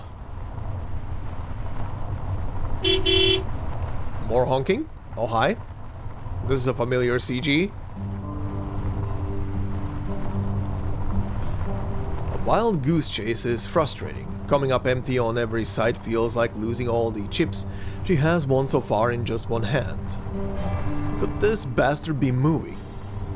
Oh, could this bastard be moving? I still haven't pinned them, but the trails don't lie.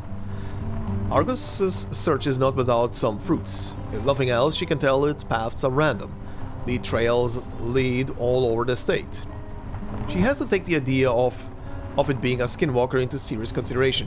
You know, I've been thinking this for a short bit right now, but considering that there was a brick wall and everything, could it be that it was just the motel that was there prior and eating people there? And then it disappeared, but people still keep leaving blood sacrifices because they think there's still something there. Moving randomly, but always on the outskirts of farms, small towns, and remote places. So what? I gotta bring salt and holy water with me now? She's chased him through countless towns and farms, but no luck. Yet somehow the trail always appears just when Argus thinks she's lost track of them. Damn it. Argus smashes the wheel violently, yet the jeep horn lets out only a pitiful whistle. At the same time, her fists feel a dull pain, which makes her wonder what she's doing. Is this a fool's errand? The murderer could be anyone, but still the 100-eyed giant can't find them. No. No, it's not. Of course, she will not admit it. Argus puts the question behind her and leaves for the next site. Alright. Still on the chase, still looking all over the place. And the car died. Damn it. It's busted. The jeep fails to turn on the 10th try.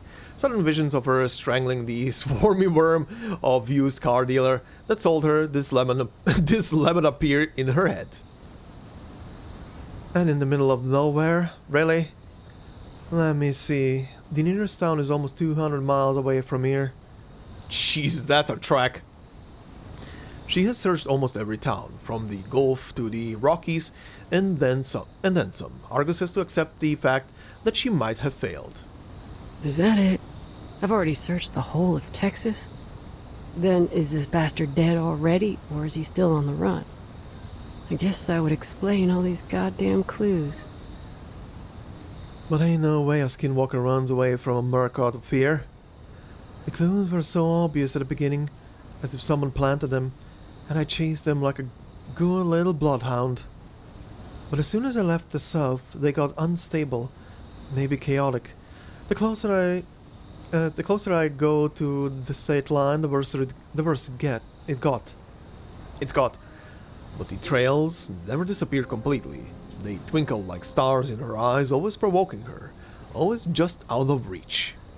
Eventually, all those clues guided her north towards Colorado. She was just about to cross the Oklahoma panhandle, but that was when before her car broke down.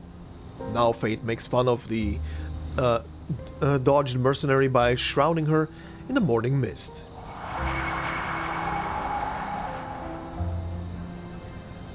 But I can't be wrong. She can hear her confidence fading away in her voice. I can't. Yes, just keep going, Argus. Just keep going.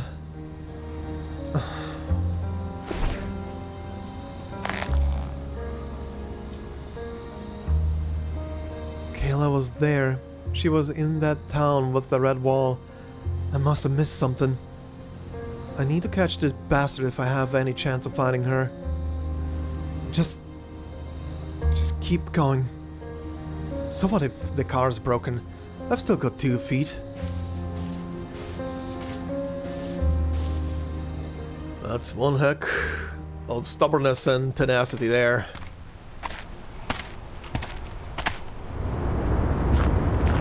But for someone she really likes, it'll do a lot, right? Arcus ditches the lemon right where it broke down, packs her stuff, and starts walking into the vast prairie. All she carries with her is determination and some basic survival equipment. It's been many long hours since she started walking. Huh. Oh hey, she's in this gear now, okay. Nothing but sagebush and tumbleweeds. Not a farm, not even a town in sight. To sum up, I'm in no man's land. Least I can say, there is no skinwalkers. If only because there is no skin around to walk in. Unless they were borrowing the skin of an old hermit. She notes the time by the angle of the sun, and her location by the nearby plant life. Wherever else she's headed, she's still on the trail of her target. But still, she has no idea who it could be. A place as desolate as this only appeals to antisocial psychos and outlaws. It's gonna get cold tonight. Better speed up. She grips her gun even tighter, forgetting to stop and breathe. She waits a while and then presses forward again.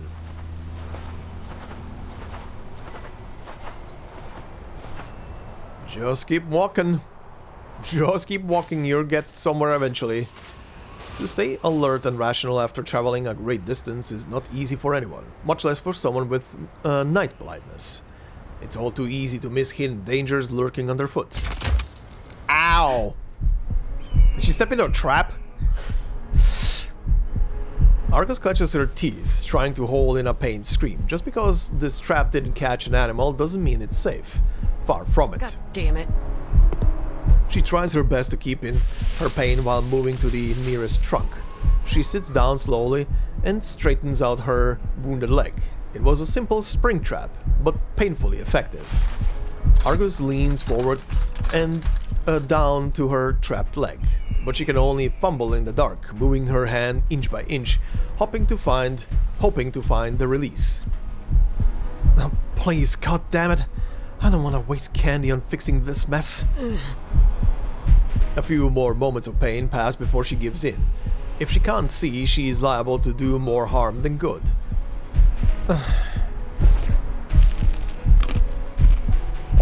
There goes a candy. Argus takes out a candy and swallows it, then leans forward again to examine the mechanism. Its structure is crystal clear now.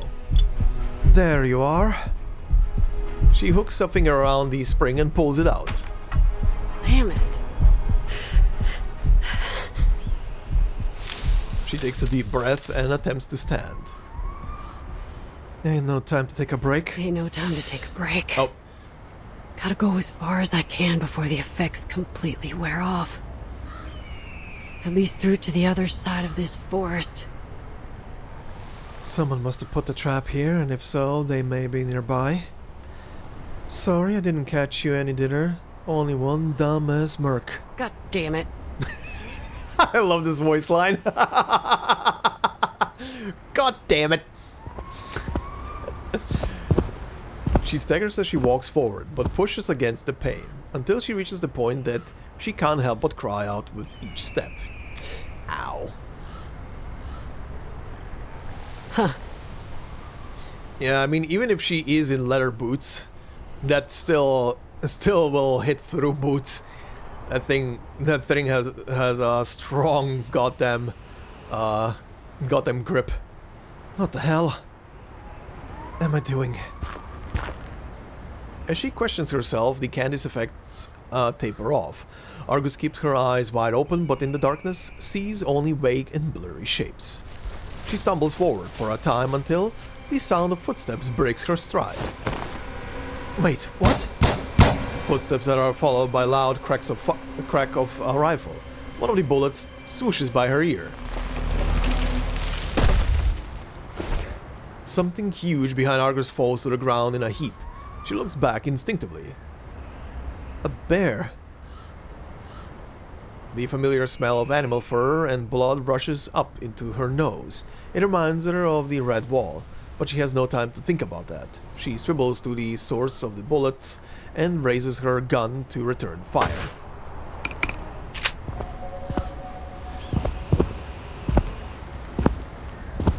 Oh, it's the Russian guy. Yes, a bear. What are you doing here, lady? Who? Argus sees a blur of orange and yellow. The man speaking to her seems to be carrying a lamp. Who are you? I swiveled through 2 accents there. You stepped in my trap. A tetanus shot. И это... Besides, Это твое? is this yours? I don't know what the hell you're saying, comrade, but back off. Argus can feel that the source of the heat takes a few steps back. Hands trembling, she tries hard to keep her gun raised, and takes out 2 candies. She chews them hard, almost gnashing, hoping it will make them take effect faster. You... The medicine takes quick effect, and gradually her view clears, giving her the image of a familiar tall, thin man. This guy is very far away from that town, I would say, right now. It's you? Now she understood the target's odd patterns. It wasn't strategy. He was following the hunting seasons, following his prey. So that's how he does it. You... Что ты пытаешься здесь добиться? What are you trying to achieve out here? Argus is shocked, all the dots connected once. It was never a skinwalker at all. Why do I get stuck in that accent? It was never a skinwalker at all. You're just some guy from somewhere. Where even did you come from? Moscow or something? Are you from the immigration office? God damn it, I don't speak Ruski. Do you know any English? Look, if you can raise your hands and say something, I'll actually understand. To make him understand, Argus slightly lifts her gun. Is this yours? The man hands over a piece of paper. What? Oh, the plane ticket. Argus had dropped her flight ticket without even noticing it. The hunter picks it up and returns it to her. A simple act of kindness, which nonetheless lights a fuse. Put it down. I said put it down. Argus steps forward aggressively, her gun poking the man's chest. Huh? Why? You murderer! Her hands tremble violently. She can barely hold the gun straight. Huh? This is yours.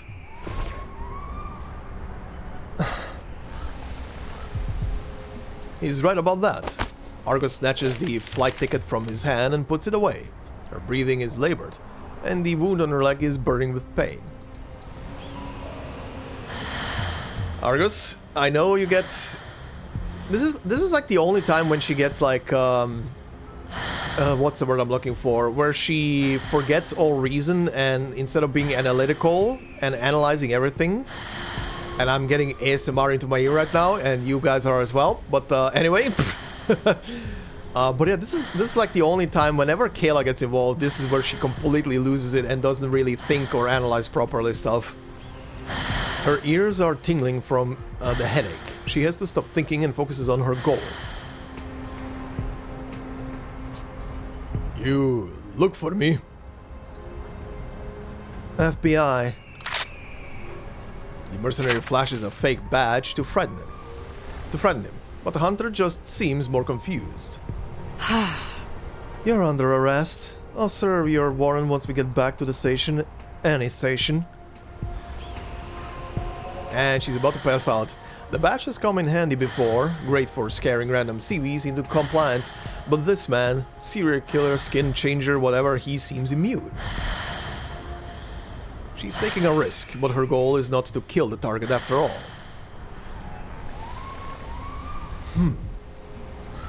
Why?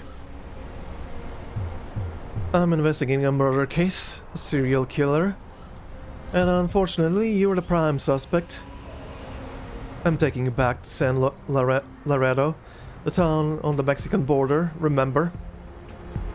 You've got a lot of explaining to do to the deputy about. And she passes out. The red wall. Oh, no, not passing out. Just cutscene ending? Just cutscene ending. Okay. Well, she definitely jumped to conclusions there. She definitely jumped to conclusions there. Do we have anything updated? We do. Nothing new on this one. This one still just says new. Mixed blood. The sacrificial sheep blood and the old human blood have similar spattering patterns, suggesting the same tool was used to create both. The hunter who sold pelts and meat to Adam was found living alone deep in the forest. He is a Russian-speaking immigrant. The pelts sold by the hunter to Adam yesterday disappeared. They match a ritual that used animal pelts and blood at the red wall. Okay, that's all updates. Alright, final story stage. The color of apricots. Color of apricots. Okay.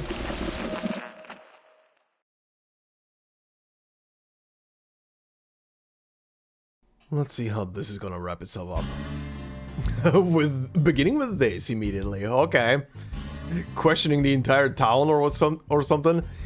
Inside the town bar. Alright, put down your drinks first. What did I say? I'm going to get to the bottom of this red wall and the skinwalkers. Ain't that an orphan gal? Huh. Still playing detective? I got my own methods of investigating. Oh, interesting. I'd like to see what you've uncovered. Do you really know about the red wall? Yeah, we live here. We know all about the red wall and everything that happened here. There. This should make things easier. Time to press for everything. Ask the townsfolk what they know about the red wall. Okay. Yeah, we live here. We know all about the red wall. Question.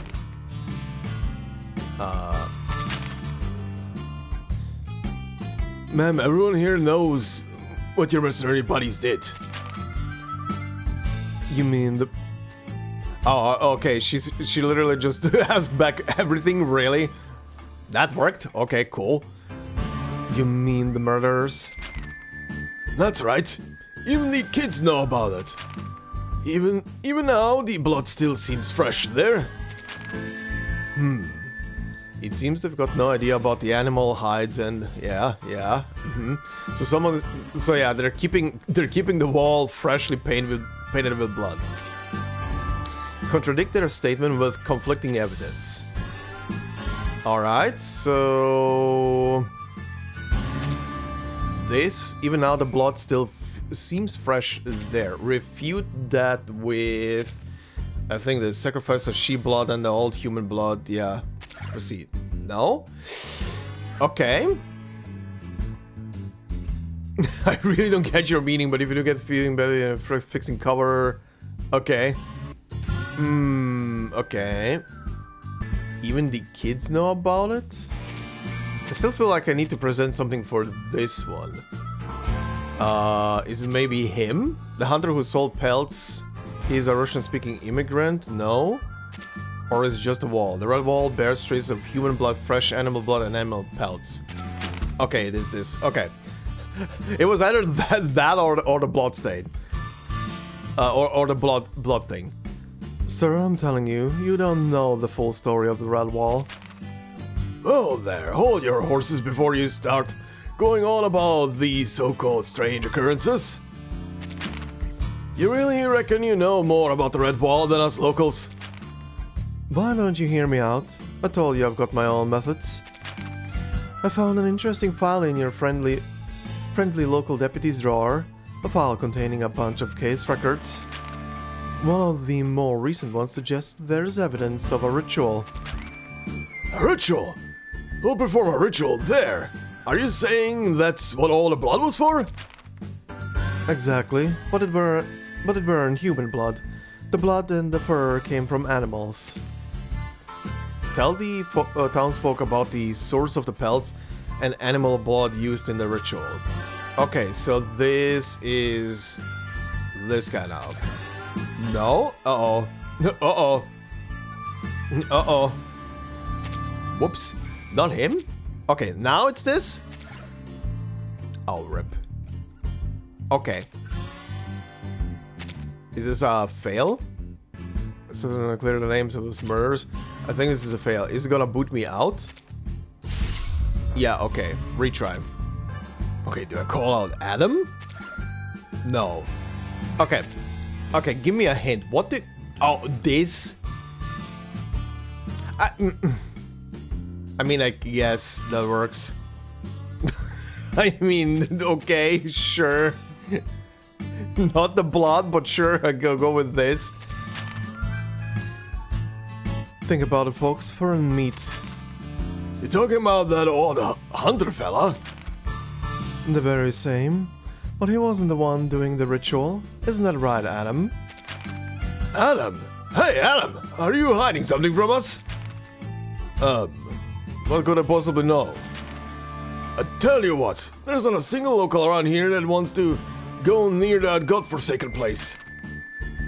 No one wants to go, sure, but there's not going to be someone that has a reason to go all the same. Okay. Unless it's got something to do with brewing booze? Point out someone who has a reason to go to the Red Wall. Okay. Unless there's not a single local... Okay, so this, identify who has a reason to go to the Red Wall. I mean, in that case, has to be Adam or him, right?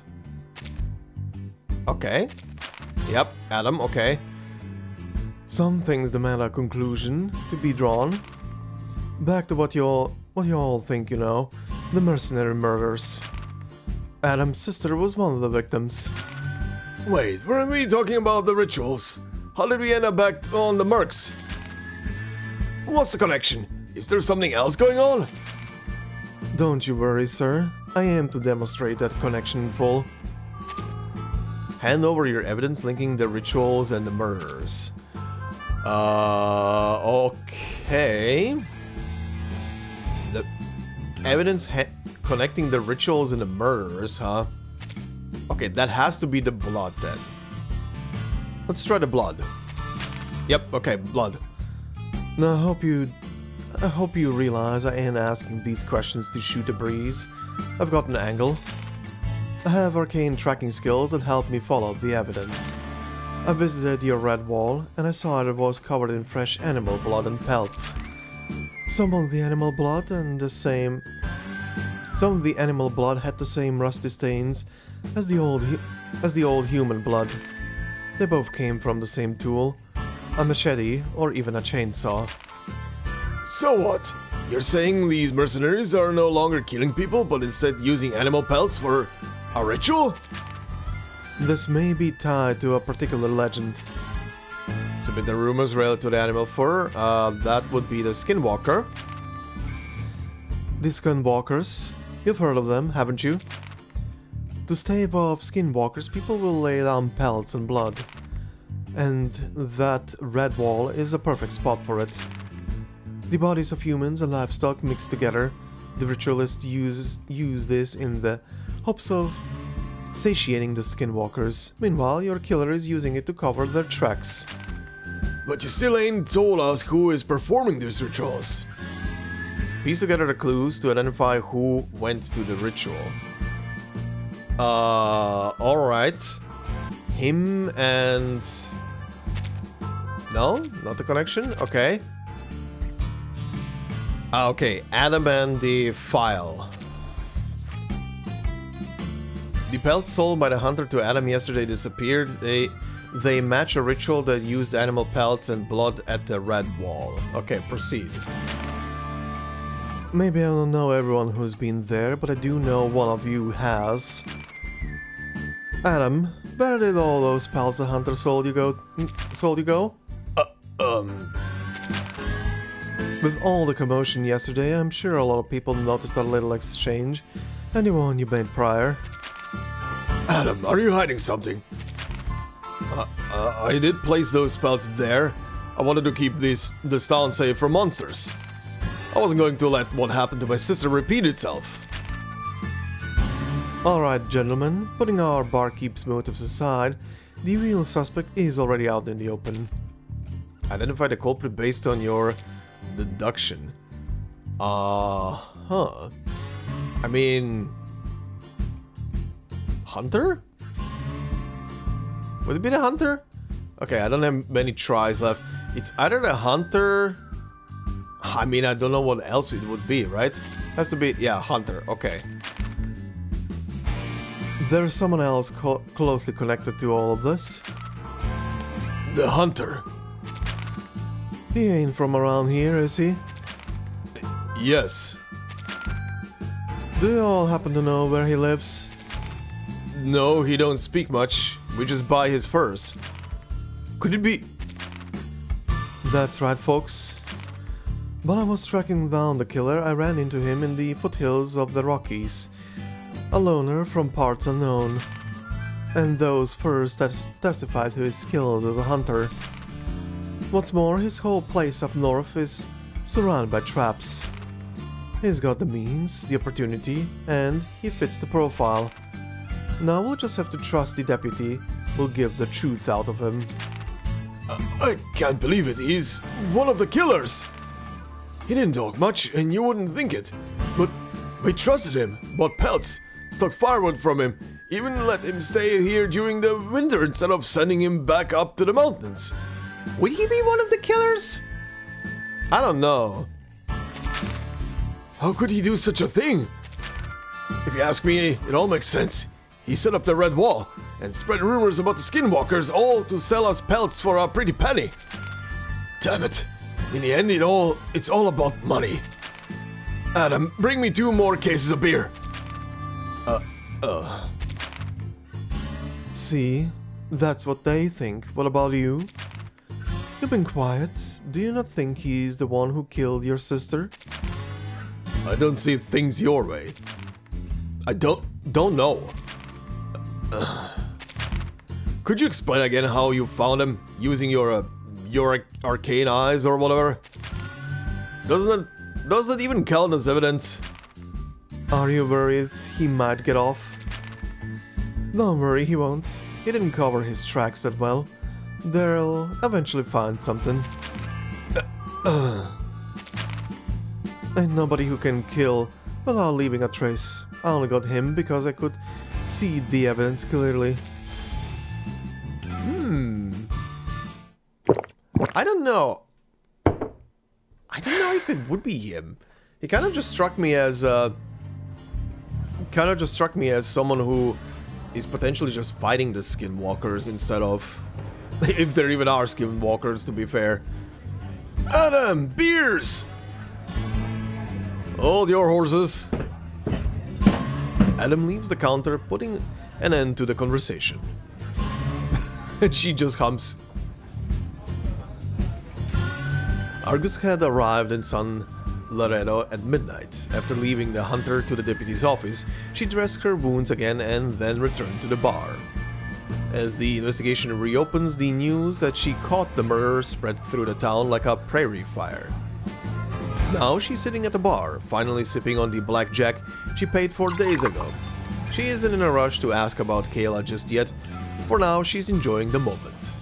Same way she did when she saved that girl the first time, though she was just a baby then. Ha, interesting. Hey, Adam, Daryl! Did you hear? The Rusky got away! What the? You can't be serious. Rusky? Oh, you mean the hunter? Who let him go? I can't have been the deputy, right? If he let him go, he must have had a reason. Yeah, the deputy. And unlike how they dealt with the mercs, seems like he didn't even bring in the rangers. Time? Why was that so slowly going in? Wade stutters when he notices Argus. Well...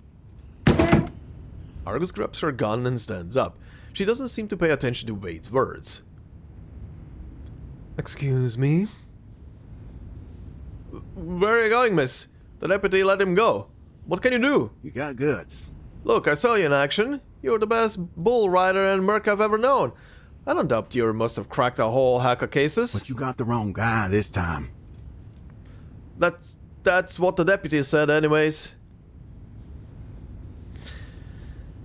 Are they just in it both together? Or, again, I don't think it's the hunter. If the hunter is the killer, why would he even help Argus? Enough, Wade. Enough. What is it? Is that Argus slowly leaving sound? That was a very slow sloshing sound. The hunter didn't leave the town after being released. He went somewhere Argus visited not long ago. Argus follows his trail to the shallows before the forest. She already knows where the destination is. A broken iron gate. And behind that, the red wall. Damn it, damn it, damn it! Despite the wound in her leg Despite the wound in her leg shooting stabs of pain across her body, Argus runs across these shallows and enters the woods. She runs toward the red wall without stop. Okay. How are we concluding this? This image. The forest looks a bit different from what she remembered. Given that she only saw blurs that night, it's no surprise. But Argus isn't focusing on her surroundings, just the trail. He went that way? Then he ain't heading for the red wall? Wait, there's another wall. Oh, another red wall? It's the red... No, it looks almost the same, but it's in the red wall. That wall looked much worse. God damn it. Where'd he go? Ты ищешь меня. You're looking for me. Damn it. The mercenary loads her gun and points it at the man, who appears as if from nowhere. You're looking for me. Again, very interesting character. The guy is voice acted and everything. Back off, nice and easy. The hunter does as he says. As she says. Further. If I go, then you cannot hear me. I ain't fixing to listen. I'm here to take you down. But before that, I just need to know... This is the red wall. This is the actual red wall. What? You understand English, yes? This is the red wall. Did I say wrong? No, it can't be. I've seen the red wall. It's covered in your victim's blood and the marks you left to boast about your slaughter. You even tricked their family into buying your fur. Why? Why do you do it? This is the red wall.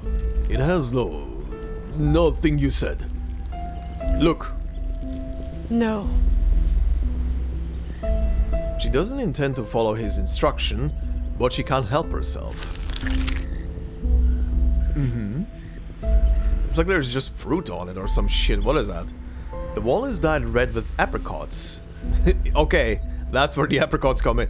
The juice, which had to have been poured less than 24 hours ago, flows down like blood, as if it were inexhaustible. No bloodstains, no fur, only red juice and rotten pulp. The apricots are piled at the bottom of the wall, all smashed up, laughing up at the 100-eyed giant. No. This ain't the red wall? You covered it up, cleaned up the crime scene, and someone helped you. Argus almost drops her gun. She steps forward and grabs the hunter's collar, dragging him closer to a wall. She wishes somehow to see the blood stains and dead flesh that had been there before. Someone helped you, didn't they? Just look at the wall. The proof's all there. I can almost see exactly how you ripped those people apart. Someone must have helped you. No doubt about it. Otherwise, you couldn't have done it so fast. Not without leaving evidence behind. The hunter says nothing to defend himself. He just tilts his head and reaches out for an apricot that looks relatively intact. You... What are you doing? This is an abricos. Okay. Yes. He shows the apricot to Argus. It has rotted away on the inside and turned black.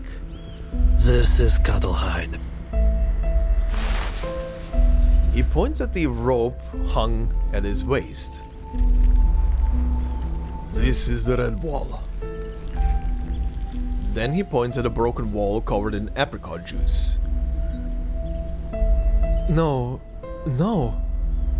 It can't be. That is all. Simple truth.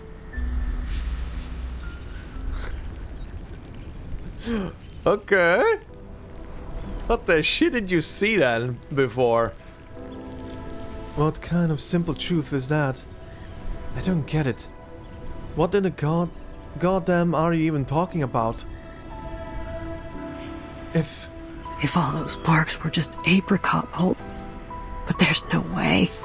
Apricots ain't red. And I smelled blood. The hunter shakes his head. He looks at the red wall and bites the apricot in his hand. I do not know. Where I come from, abricosa can be red sometimes. Okay. Red signifies beauty. It's a good color. Uh-huh. And this. У тебя тоже есть красная стена, не так ли? You have a red wall too, don't you? Uh-huh. You have a red wall too. Mm-hmm. I have... Man, this is zooming in very close. What the hell?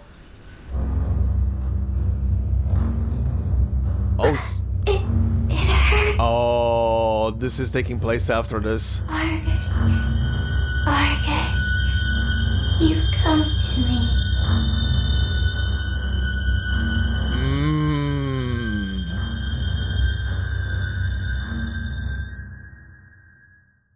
What do I have? What do you have at this point? The red wall. Did I fail to see through it? But was it the red wall that I didn't see through? Or...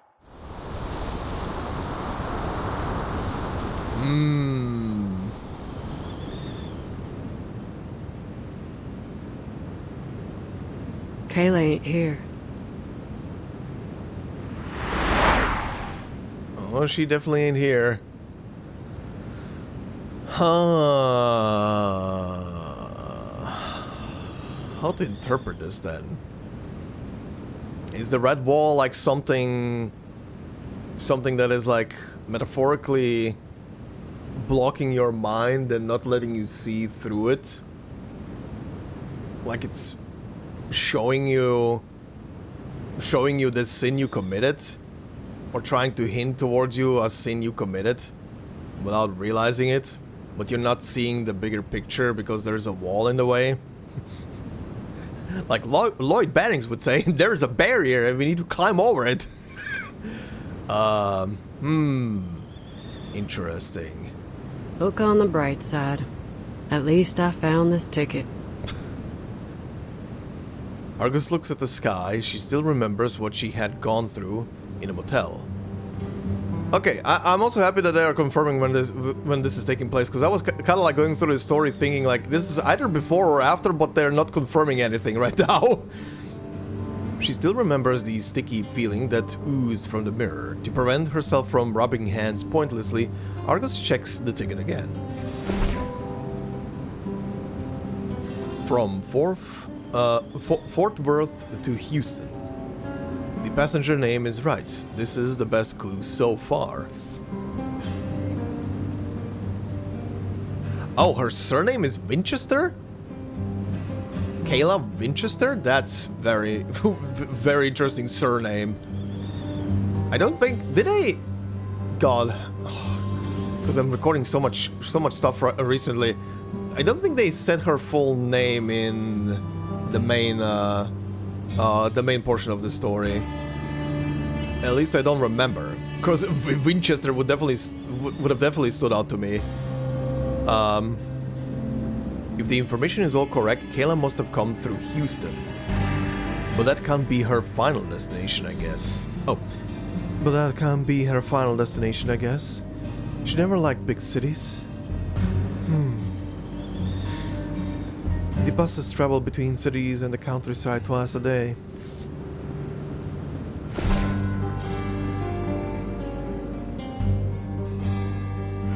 Damn it, Kayla. Where on earth are you? Look, girl, I'm sorry to tell you, but you kinda found her already. Oh, you kinda found her already, I would say. Is this where it ends? This is where it ends. Her never-ending chase for Kayla continues. Well, luckily I do have this character, so I will be checking out her file in a moment as well, and her voice files too. But, oh boy. Very interesting. Very interesting. I guess... I honestly do not know what else could be up with the red wall. Outside of the fact that... it's kind of like both a physical appearance, but also a metaphor that is making you see and not see stuff at the same time. Kind of preventing you to see the real truth. Maybe. I mean, literally at the end of the story, she is kind of piecing the truth together in her head, but she is stopping herself from the actual realization of what happened in the motel. Kinda. Which kind of fits in again with her whole shtick, because as even this character story for her is kind of pretty much very well showcasing again. Whenever she is analyzing something that doesn't really have anything to do with Kayla or herself, especially Kayla, she's being very methodical, very analytical, very rational, analyzes every clue properly, presents them properly, unless I click something wrong. Yeah, she's pretty smart about the whole stuff, how she goes about it. But the moment Kayla comes in, she's just in denial. She's in either denial or absolute rage. and just wants to get things very quickly done. Disregards the truth when it's right in front of her, because she doesn't want to believe it. Very, very sad. very sad. Oh boy. Okay, before we go into the character file and everything, let me do the thing here very quick. I do know how you work. I don't need to look at that. What are we fighting? Oh, the Isle Master. Okay, cool. What are you giving me actually? Marcus Villa and Mercuria. All right.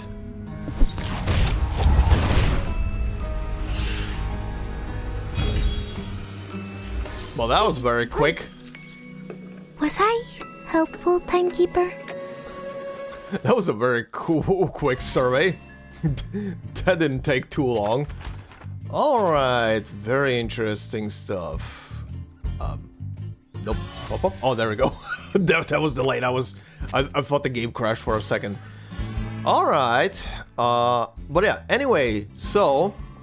first, before we check out Argus's file, because I do want to see that, of course, let's do this, like I said at the beginning of the video, because before I forget again. Legends to be. A car rumbles down the dusty stretch, carrying two fledgling entrepreneurs who dream of recreating the legend of Route 77, a legend forged with bullets and burning rubber. Oh, this is going into a battle, okay. Alright, their legendary venture comes to an abrupt end. The hostage piles on profuse gratitude, thanking you with the gift of all the ghost stories he knows. Okay, there we go. Time for a new one. A thrilling adventure. Half a flyer lies on the road. The creases, the tire tracks, and coffee stains it bears tell of a thrilling tale. Perhaps its previous owner experienced the very same mishap. A thrilling adventure. Attention all true explorers, get in your car, grab your map, and gather your courage to join us on a mysterious adventure tour. Itinerary: Old Valley, Ghost Cowboy Haunt, Hadley Oil Field, Mysterious Glowing Creatures, Big Henry Oak, Site of the Hook Killings, Route 77, In Search of the Mysterious Motel, Ghost Critters Arcanists. Together we'll uncover the truth. Meet us at the Town Hall entrance on Friday at 5 PM.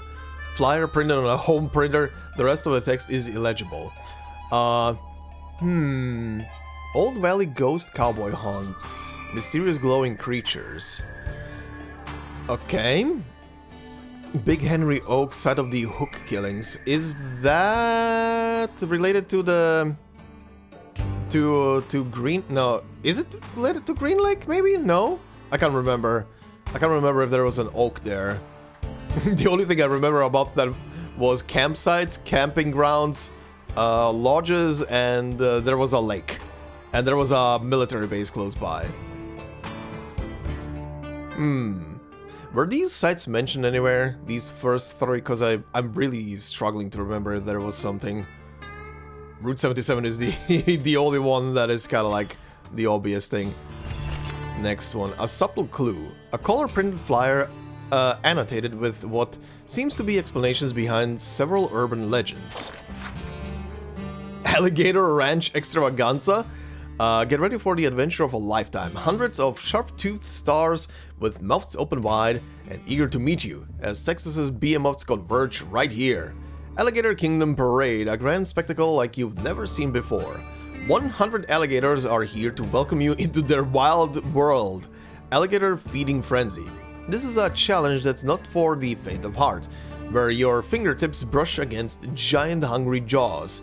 Don't worry though, our safety measures are flawless, ensuring a perfect blend of excitement and safety seriously. Giant Exhibit. Everything's bigger in Texas. It's true, folks. Come and see for yourself. See the state's largest cowboy hat, boots, water wheel, and a whole load of other colossal wonders you've never even dreamt of. Great. Critter Corner. Come meet the latest little stars down on our ranch, captured by Texas's bravest hunters. From those invisible little pests making mischief on your fields to the true cryptid legends of the Badlands. Come and see them today, now here before your eyes. Delay no more, come and join the extravaganza today. Scroll note. Damn, those creatures have escaped. Get an alligator hunter or critter expert on this pronto. Just hire Miss Bobble. Critter Book Club. The little creatures gather, earnestly and meticulously digesting mouthfuls of dust and knowledge. Unfortunately, the folklore tome you have been looking for is among them. Drive the critters away. Okay. Is it just little critters? Yep. Alright. The critters scatter in every direction, a clear sign that you have won this battle for knowledge. Cool. Anything pops up from that?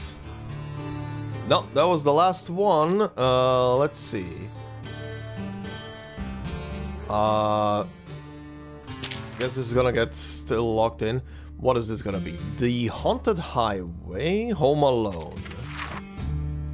This is a story my great-aunt heard from a neighbor, who heard it from a friend, who heard it from a second cousin. Didn't I hear these sentences a lot back in the day? A couple had an emergency. This beginning sentence has been used so much in like 90s comedy bullshit for telling tales. Anyway, a couple had an emergency and needed to leave their young daughter at home. Fortunately, the girl was a well-behaved child, and they had a loyal German Shepherd, so the parents left with peace of mind. Alright. Girl, Shepherd Dog, Explore, Watch TV. Watch TV? Okay, not Watch TV. Explore? No. Shepherd Dog? No. Girl and Dog? Girl and Watch TV? Ah, there we go. Oh, it was the girl's first night home alone, so she was nervous yet excited. Let me read. This time, no one would stop her from watching TV. She sat on the couch with her German Shepherd until 11 p.m. When the local news reported some recent disappearances, she became a little frightened. Telephone? It was time for bed, and the girl called her parents to let them know everything was okay. Her parents said they would be back in the morning. The girl drifted off to sleep. Suddenly, in the middle of the night, she was awakened by a strange sound, like dripping water. Oh boy. Let's continue to sleep. Upon awakening, the girl called for her German Shepherd and stroked its fur. This was an old habit of hers. The dog licked her hand as if to tell her everything was fine. As the dog licked her gently, she fell asleep once again. Morning came, and upon getting out of bed, the girl discovered her German Shepherd lying in a pool of blood. The strange dripping sound had been its blood pouring onto the floor. A giant critter lay nearby, covered. Oh no! Oh, good boy, but oh. A giant critter lay nearby, covered in bite marks. It was then that she realized that a monster had broken in last night, and that it must have been the cause of those disappearances. The only question is, was it her dog that had licked her hand in the night, or the hungry critter? Ooh. An urban legend with a distinctive twist. From the details, I can see how the story takes shape, and I enjoyed how it unfolded. Oh boy. Oh boy. Okay, let's try and get another ending. Ooh. Can I combine Girl and Explore? Oh, I can. Oh, it was the girl's first night at home alone, so she was beyond excited. Curiosity got the better of her, and the night outside looked so inviting. She decided to do something her parents had always forbidden. Go on an adventure alone into the night. Oh boy. Small town? The girl walked towards the town. That night there weren't many people around. She saw a notice from the sheriff, warning about recent burglaries. She became a little frightened. Go home. The girl was too scared to keep going. On the way back home, she walked carefully, looking around for any suspicious figures. But she didn't see anything. Call parents. It was time for bed, and the girl called her parents to let them know everything was okay. Her parents said they would be back in the morning. Drifted off to sleep. Okay, this is the same thing. Dripping water. Okay, let's explore this time. Upon awakening, the girl was puzzled by the sound of water. It was constant, unlike an ordinary leak. Then the German Shepherd suddenly started barking, causing her to leap up and search for the source of the noise. The girl walked down the stairs and saw her German Shepherd locked in a fight with a hulking creature. It was a water-dripping, shape-shifting critter. They say trendy folks like to buy them as pets, but they often escape into the sewers, growing bigger and bigger until they find their way into people's homes to hunt. And that's the real truth behind those disappearances everyone thought were kidnappings. Shh, friend, be careful. They might be lurking in your own drain as we speak. Oh, this one doesn't actually get a conclusion as to what happens to the two of them. A classic urban legend? Yeah, okay, same text. Yeah, things being thrown into sewers and stuff and then growing to abnormal sizes. Okay. That's, I think, enough for the reward. Yep. Let me try and squeeze at least one more story out of this thing, because I want to see one more ending. I know, I was told that these have way more than just the 3 endings that I got, for example, for part 1. But, let's do one more. Can I do anything with, Dog and Explore? Oh, I can. Oh, it was the girl's first night home alone, and both she and the German Shepherd were excited, so excited that her dog ran right out the door when the girl wasn't looking. It was barking loudly at something outside. There was a suspicious-looking person lurking near the house. The person fled, scared off by the barking. Uh-oh. Dog and... Dog? No. Dog and sleep? No. Dog and telephone. Dog and telephone? It was time for bed and the girl called her parents, telling them the German Shepherd had spotted someone near the house. Her parents consoled her, saying they would be back at home. Back at once. The girl drifted off to sleep. Suddenly, in the middle of the night, she was awakened by a strange sound, like dripping water. Oh god, this again. Explore. Yeah, okay, that's the same thing. Oh, the girl's parents returned home just in time. Luckily, she hadn't gone outside. The thief... yeah, thank you. Wait, what was this? The girl was puzzled, it was constant, like, I don't know. The German Shepherd suddenly started barking, causing her to leap. Oh no, this is the same. Okay, I thought the text up here changed as well. The girl's parents returned home just in time. Luckily, she hadn't gone outside. The thief was just outside the door and was caught by her parents. They say that the unlucky thief had tripped on a damaged pipe and fell over in the garden, unable to move. That was the source of the dripping noise. See, being a good kid has its perks. Ha! A good ending! A good ending! Okay, I will leave it at that. I will leave it at that. So this is gonna be locked until the next time. Okay, I will do the 3rd story on the next video, because again I forgot, so I apologize for that, because I wanted to record these separately and just splice them into the video, but well. Also, story review? Oh, this is neat. Oh, I see. Well, if for the next time I'm gonna be unlocking the 3rd story, I might unlock these 2. Can I just read them like this? Oh, I can. Okay. You know what? I'm gonna try and unlock these and just include them in the next video then, just to see. Wait, how many does the second one have? It has 5. Okay, so I did already 3. Okay, I'm curious how the other endings are gonna turn out from this. I'm gonna try and combine them for the next video and have everything then together. But anyway, let's go and check out Argus's full file and stuff. Alright, let's see. Argus, an Arcanist's work, exhibited in the 1990s for 26 years, completed in winter of December 11th, exhibited in Texas, United States. Ah, you're 26, okay. I feel like I've done that? For some reason? I don't know why. Anyway, medium is shotgun, of course. Afflatus is unyielding hard oak plant, wild hunt. Fragrance node, leather hide, total balsam. Interesting. Patchouli and gunpowder. Makes sense. Alright. I know a couple of your voice lines because I had you in the lobby for a while, so let's hear the rest. We meet again, boss. Boss? No, this ain't the time to catch up. I'm gonna take a nap first. Rain or shine, I hated winter when I was a youngin'. I didn't have no warm clothes, you see. So either way, I was shivering. At the person who these days goes full shirtless almost. The future? Well, that depends on who you are. For the farmer, it's the next planting season. For the hunter, it's the breeding season. For the mechanic, it's the warming of the engine. For me, well, there ain't no guessing. This other eye of mine'll go blind sooner or later.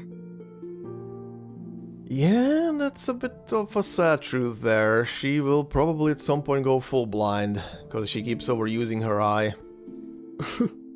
While the living stays silent, the dead would die again for a chance to talk. Got a job for me?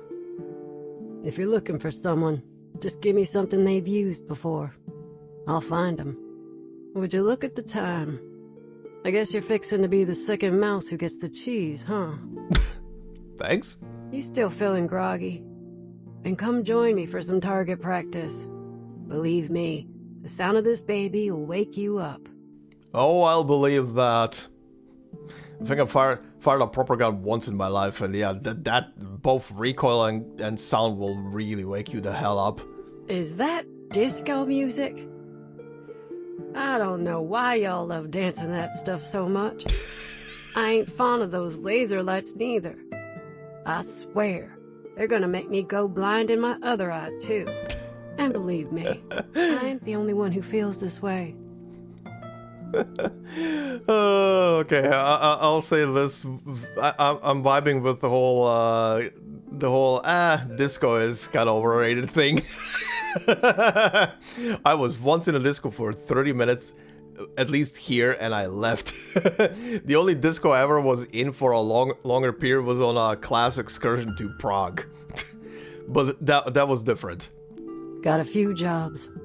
A missing man to find, a thief to catch, and some debts to collect.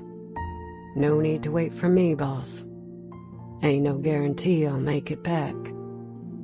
That's a cool sentence. Just an old scar, nothing special.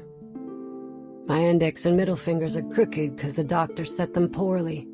Some kid thought he could escape by breaking them. Guess he didn't realize I could still pull the trigger with my ring finger, huh? Ouch. Huh? Thinking of switching up your style? You got it. I'll take you to Wriggler when I've got the chance. They've got the best outfits for bull riders. Please, ma'am, do not dress my Vertin in your style. At least not until she's older. Keep it together. Jay's just as good as Johnny. I'll give him that. He's quick-witted, got a good sense of humor, and offensive when he needs to be. But you can tell from his jawline that he's got a big tongue, and I find that somewhat irritating.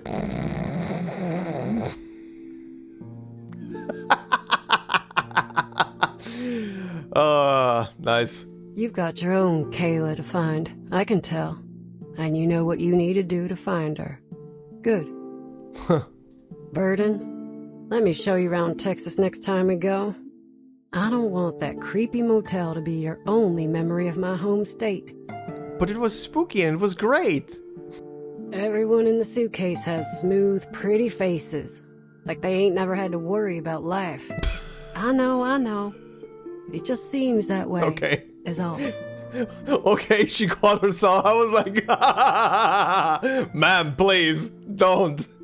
I've tried all kinds of drinks. Tequila, vodka, whiskey, moonshine. I ain't much interested in any of them. Ain't nothing but mouthwash in the wild. Along the Rio Grande. Oh, hi. At night I walk with care. And Peladuro has settled up, and the wind blew through my hair. A beautiful and dangerous land, but I will never go back. For it is only in my dreams, my dear, that I will walk that Texas track. Okay, I did not expect... I did not expect to hear her do some country music here. Much appreciated, ma'am. I usually act alone, but fine, I'll try to get along. Just tell me when you need the job done. Guns loaded. Trail still warm. Time to get to business. I always hit my mark. Bullseye.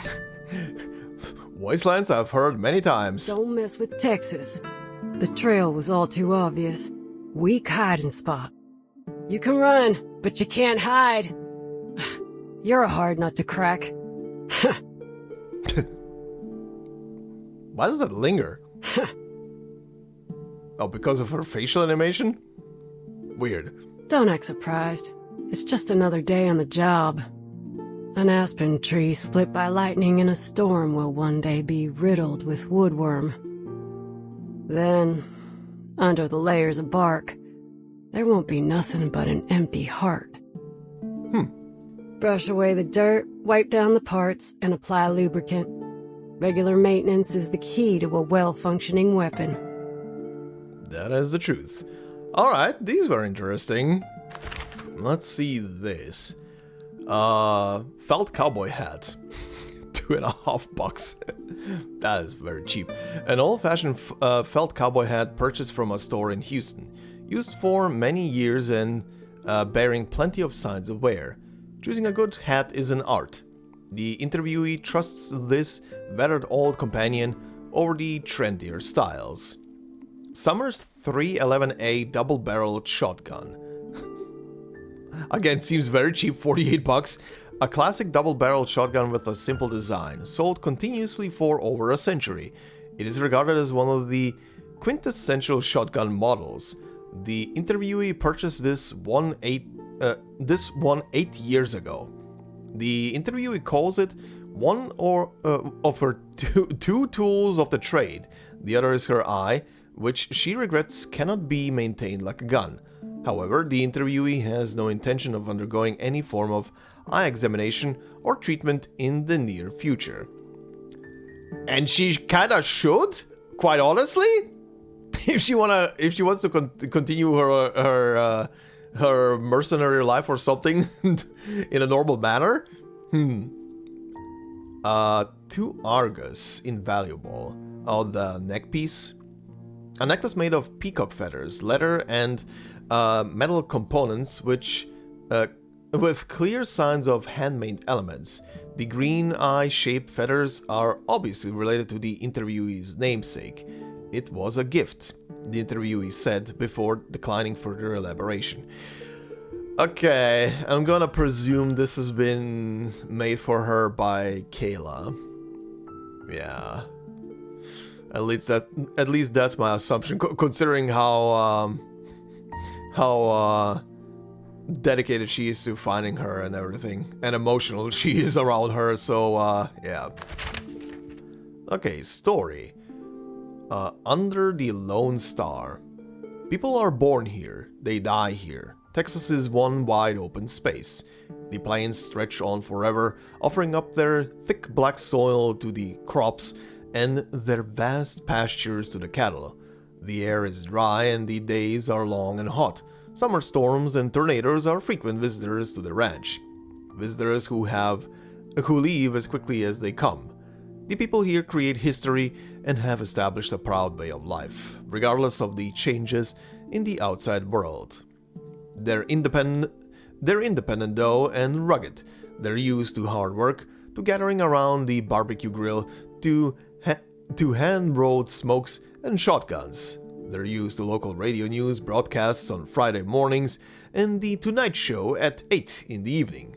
Highways and railways are the lifeblood of this Lone Star, pumping new trends into valleys and farms. But for those who listen to old country songs, they don't give a damn to disco, rock music, newfangled outfits, or catchy new slogans. All these new things are annoying noise. They are completely meaningless and tasteless. She has always thought this way. She is a true native Texan. Yep. Sounds about right. Town's message board. Missing. Our father, Joseph McFarlane, 75, suffers from Alzheimer's disease. Ooh. On July 15, Joseph left town driving a blue Ford F-150 pickup. He was wearing a blue plaid shirt and gray pants at the time. If you have any information, please contact. False alarm. Dad ran off while we weren't watching. He was just going to the old farm. Issue resolved, that is safe. And so is the pickup. Alright, good. Problem resolution.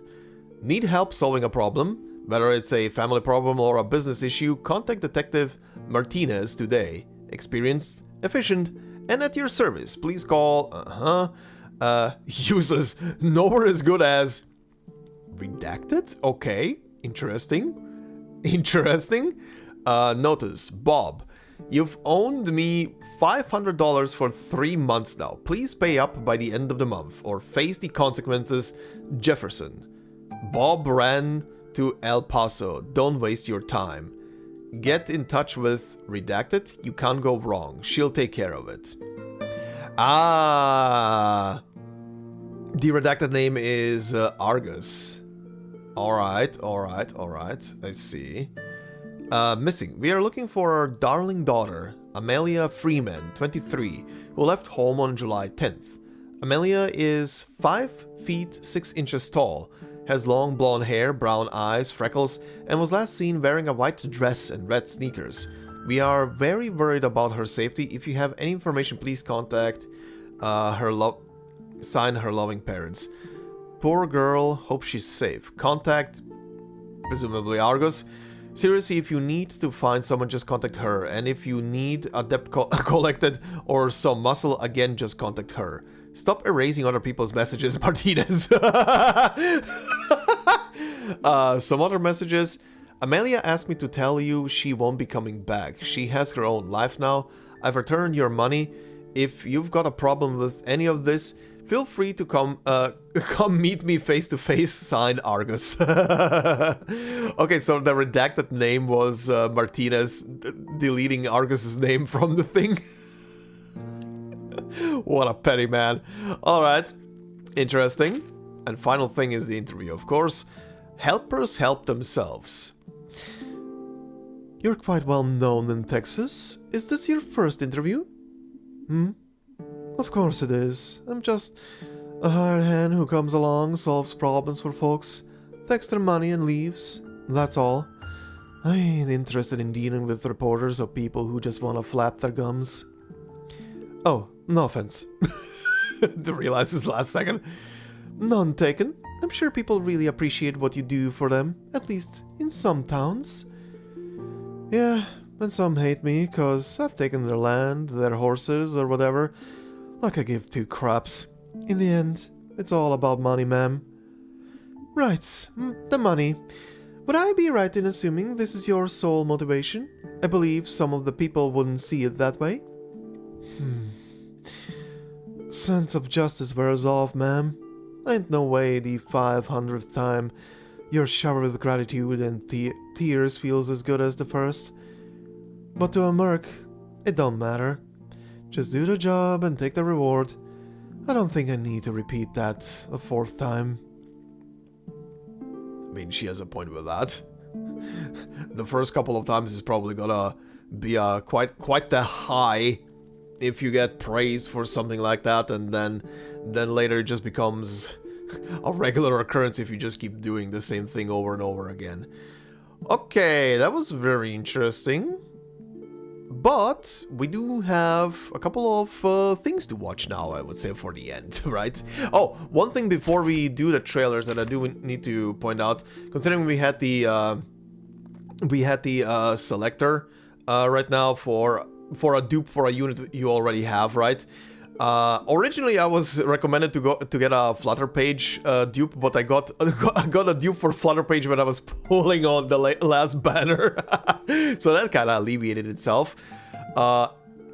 And then I was just wandering around what else to pick, and I did pick again on a recommendation Mercuria. Mercuria I use a lot, and right on time.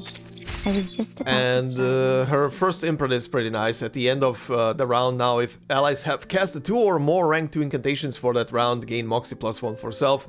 AKA she's cycling faster into her ult, which is nice because her ult gives pretty much a free rank up for 2 rounds in a row. So pretty good. Outside of that, I really didn't know who else to pick from the whole selection. The other units I either don't have leveled, or even if I have them leveled, I don't really use them much. So I was like, okay, you know what? Yeah, Mercuria, sure, let's go with that, because I use her quite a lot, honestly.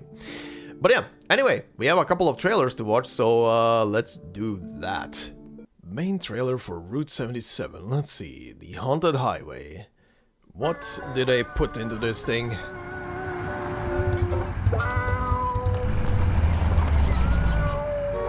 Damn it all. Nice, more combinations of 2D and 3D animations.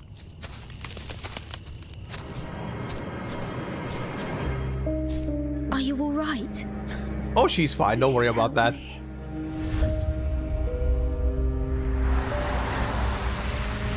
There's a motel close by. A motel? Tuesday's motel. Can I help you, miss? Ooh.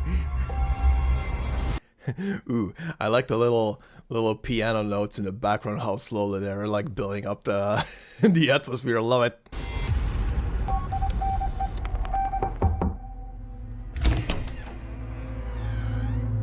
Who are you?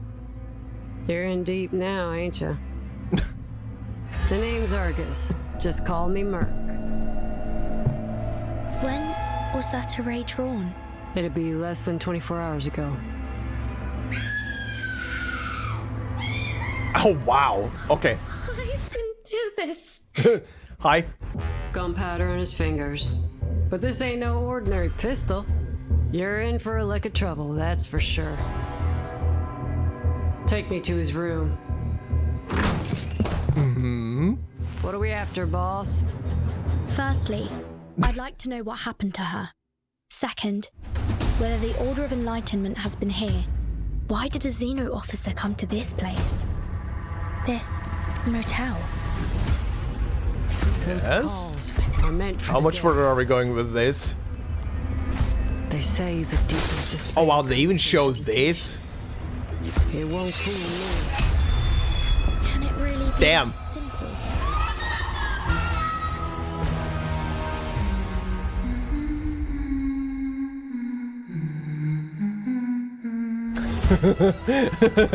No.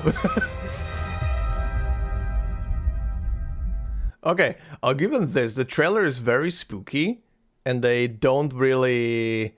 At least the trailer doesn't go into the whole thing of giving away that the motel is actually the thing that is alive. But they do show quite a lot. That honestly, if they could have maybe skipped showing that the guy shoots himself in a hallway. Maybe that scene. The mirror is fine because the mirror you don't have context for until you see the scene in the game. You just see her shooting the mirror for some reason in the trailer. So I'm kind of fine with that. But I feel like the soldier could have maybe been kept as a secret and just left. The hallway could have just been shown with like a blood stain and some creepy undertone there. At least my opinion. Anyway. Trailer was great. Trailer was great. Very spooky. Oh, you're awake. I heard you talking in your sleep and thought I'd check on you. Ma'am, that's a Relax. violent Your alligator. door was open before I came in. Your room is ready, dear. There's your baby. Perfect service, just like always.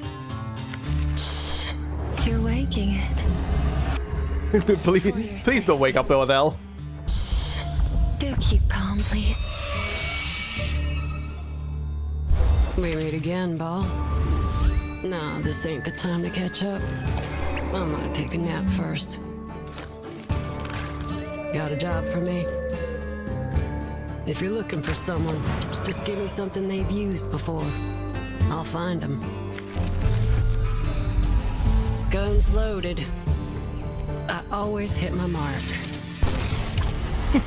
Poor critter.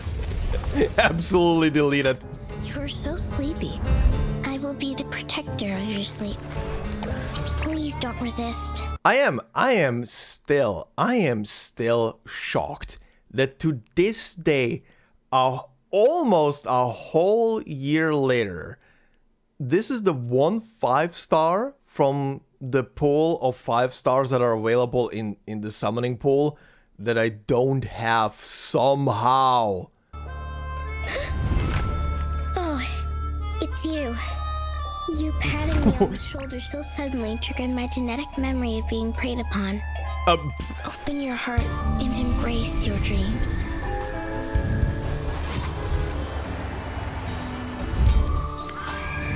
Alright, more costumes. Yeehaw! Oh, Oh, this is where this costume was from, right? I do remember this being in the store. It looked fun. It looked very, very cute. Good God, bloody. Good God. I can hear the cheering. Become a vessel on the stage. That one has so much style. What should I sing? Good. To improvise. Good Lord, that was so much style. The show is over, but the loneliness persists. Right, and the story for the two of them.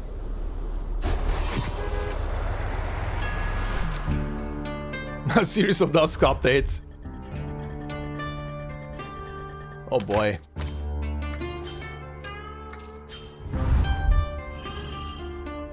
When is gonna be the next when is gonna be the next roguelite mode with new story? That's my question. Because the first one was fun and the stories were interesting.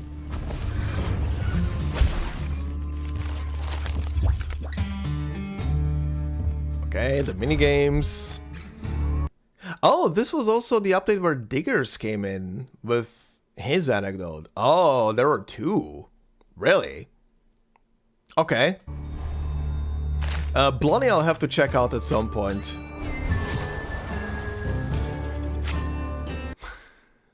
What is this? What is this angle? One is like, oh nah, the other one's, oh yes.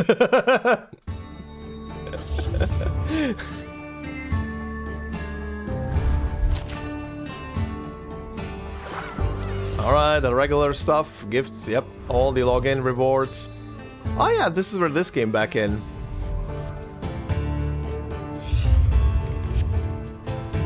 West by Southwest.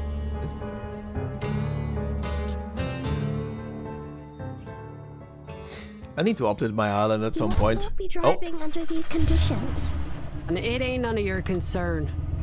You haven't heard the stories around here? That's for the best. Alright. But yeah, I do need to update my island at some point. It's been a while since I did anything with with my island structure.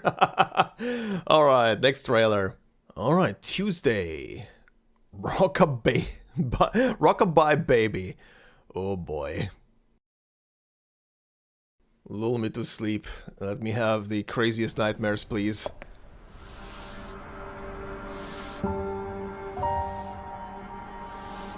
Morning, miss. Hi. Just a minute.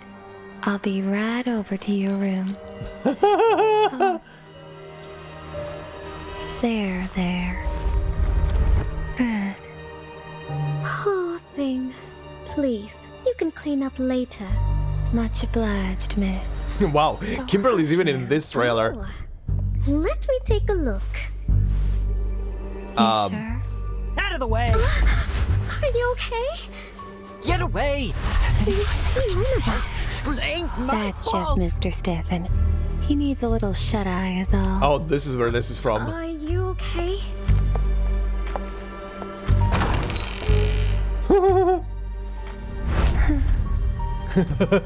It adores you. Don't fret. The motel maid. Oh, the little maid. Atop a little hill where her story was retold.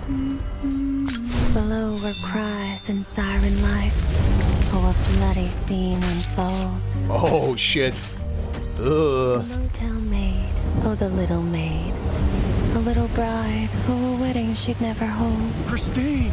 How could anyone do that? Poor Christine. But is she sad? Behave now. It's all just a joke. Oh my god, that smile. Welcome to Tuesday's Motel, dear.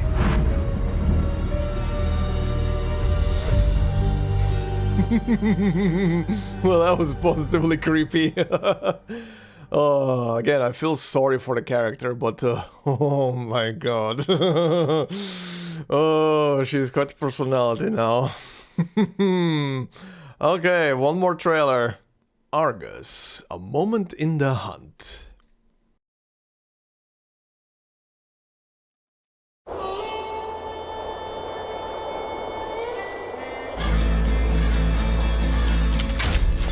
Stop there. Drop your weapon and come with me. Who are you? What weapon? I don't have a weapon. You've got 3 seconds. 3. No, wait. I don't have a weapon, I have a baguette. 1. Damn. Mercenary? You seem more like a troublemaker to me. You solve all your problems with that gun of yours? We've had quite enough of you. Even if he did do what you say He's a kidnapper. A pro. Expert at disguising himself.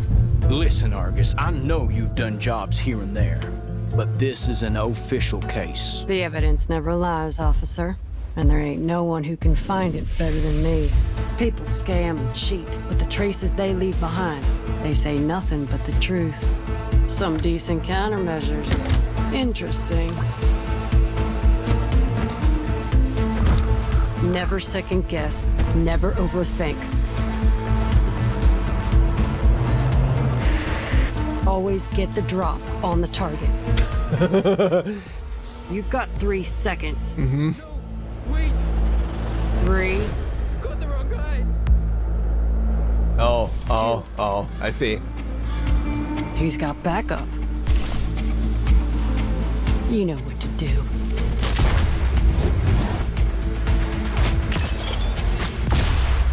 Damn. Texas Police Department. Yes? What? Understood. You were right. His partner sold him out.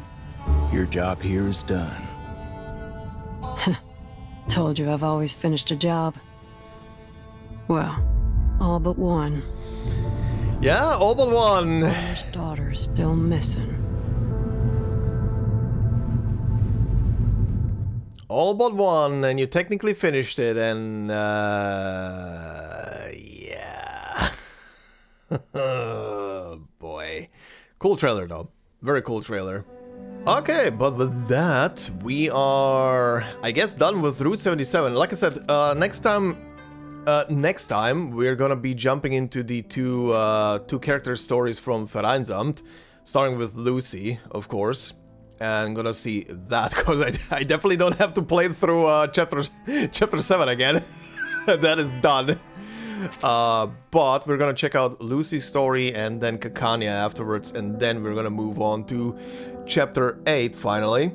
But yeah, this was a good one. This was a good one. Story was good and entertaining from start to finish. And the two character stories were also very well done. Again, good Lord Argus, you are a very tragic character. But if you can piece together so many truths, you do need to piece together the one truth that is preventing you to actually see what's in front of you. Oh boy, I wonder if they're ever gonna follow up on that story and she finds out what happened to Kayla, or if we at least find out what happened to Kayla. I guess we'll see. I guess we'll see, because I presume Grace is gonna be coming back later at some point with her shtick, and considering she's part of Manus, we'll see. We'll see where that leads to. But yeah, overall, great story, great characters, very interesting, very interesting little bits and pieces of lore thrown here and there in. I do wonder then as well if the insinuation through Argus' story with the Skinwalker thing is that Miss Grace is maybe a Skinwalker herself, or she just maybe has, I don't know, the capability to do the same thing as a Skinwalker, aka take someone's shape and form and looks. That's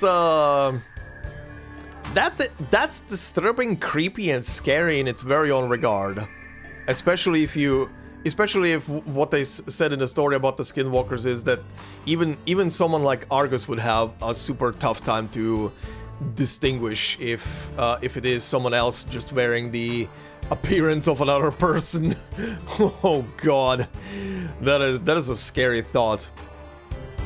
That is the scariest thought if Manus has more people like her that can do the same thing, potentially, and are maybe just have maybe just infiltrated the Foundation, because they did insinuate many times so far that they have people on the inside as well. So who knows? But yeah, this was very interesting, very fun, and next time in a bonus little bit at the end of the episode, I'm gonna wrap up some little bits with the Haunted Highways scary stories to get all of that as part of the Let's Play in, so we don't skip out on those. And yeah, we're gonna slowly work our way towards Chapter 8, and I am excited to see what that one is gonna be about. Excited to hop back into main story mostly to see what's going on there. But we'll get there very, very soon.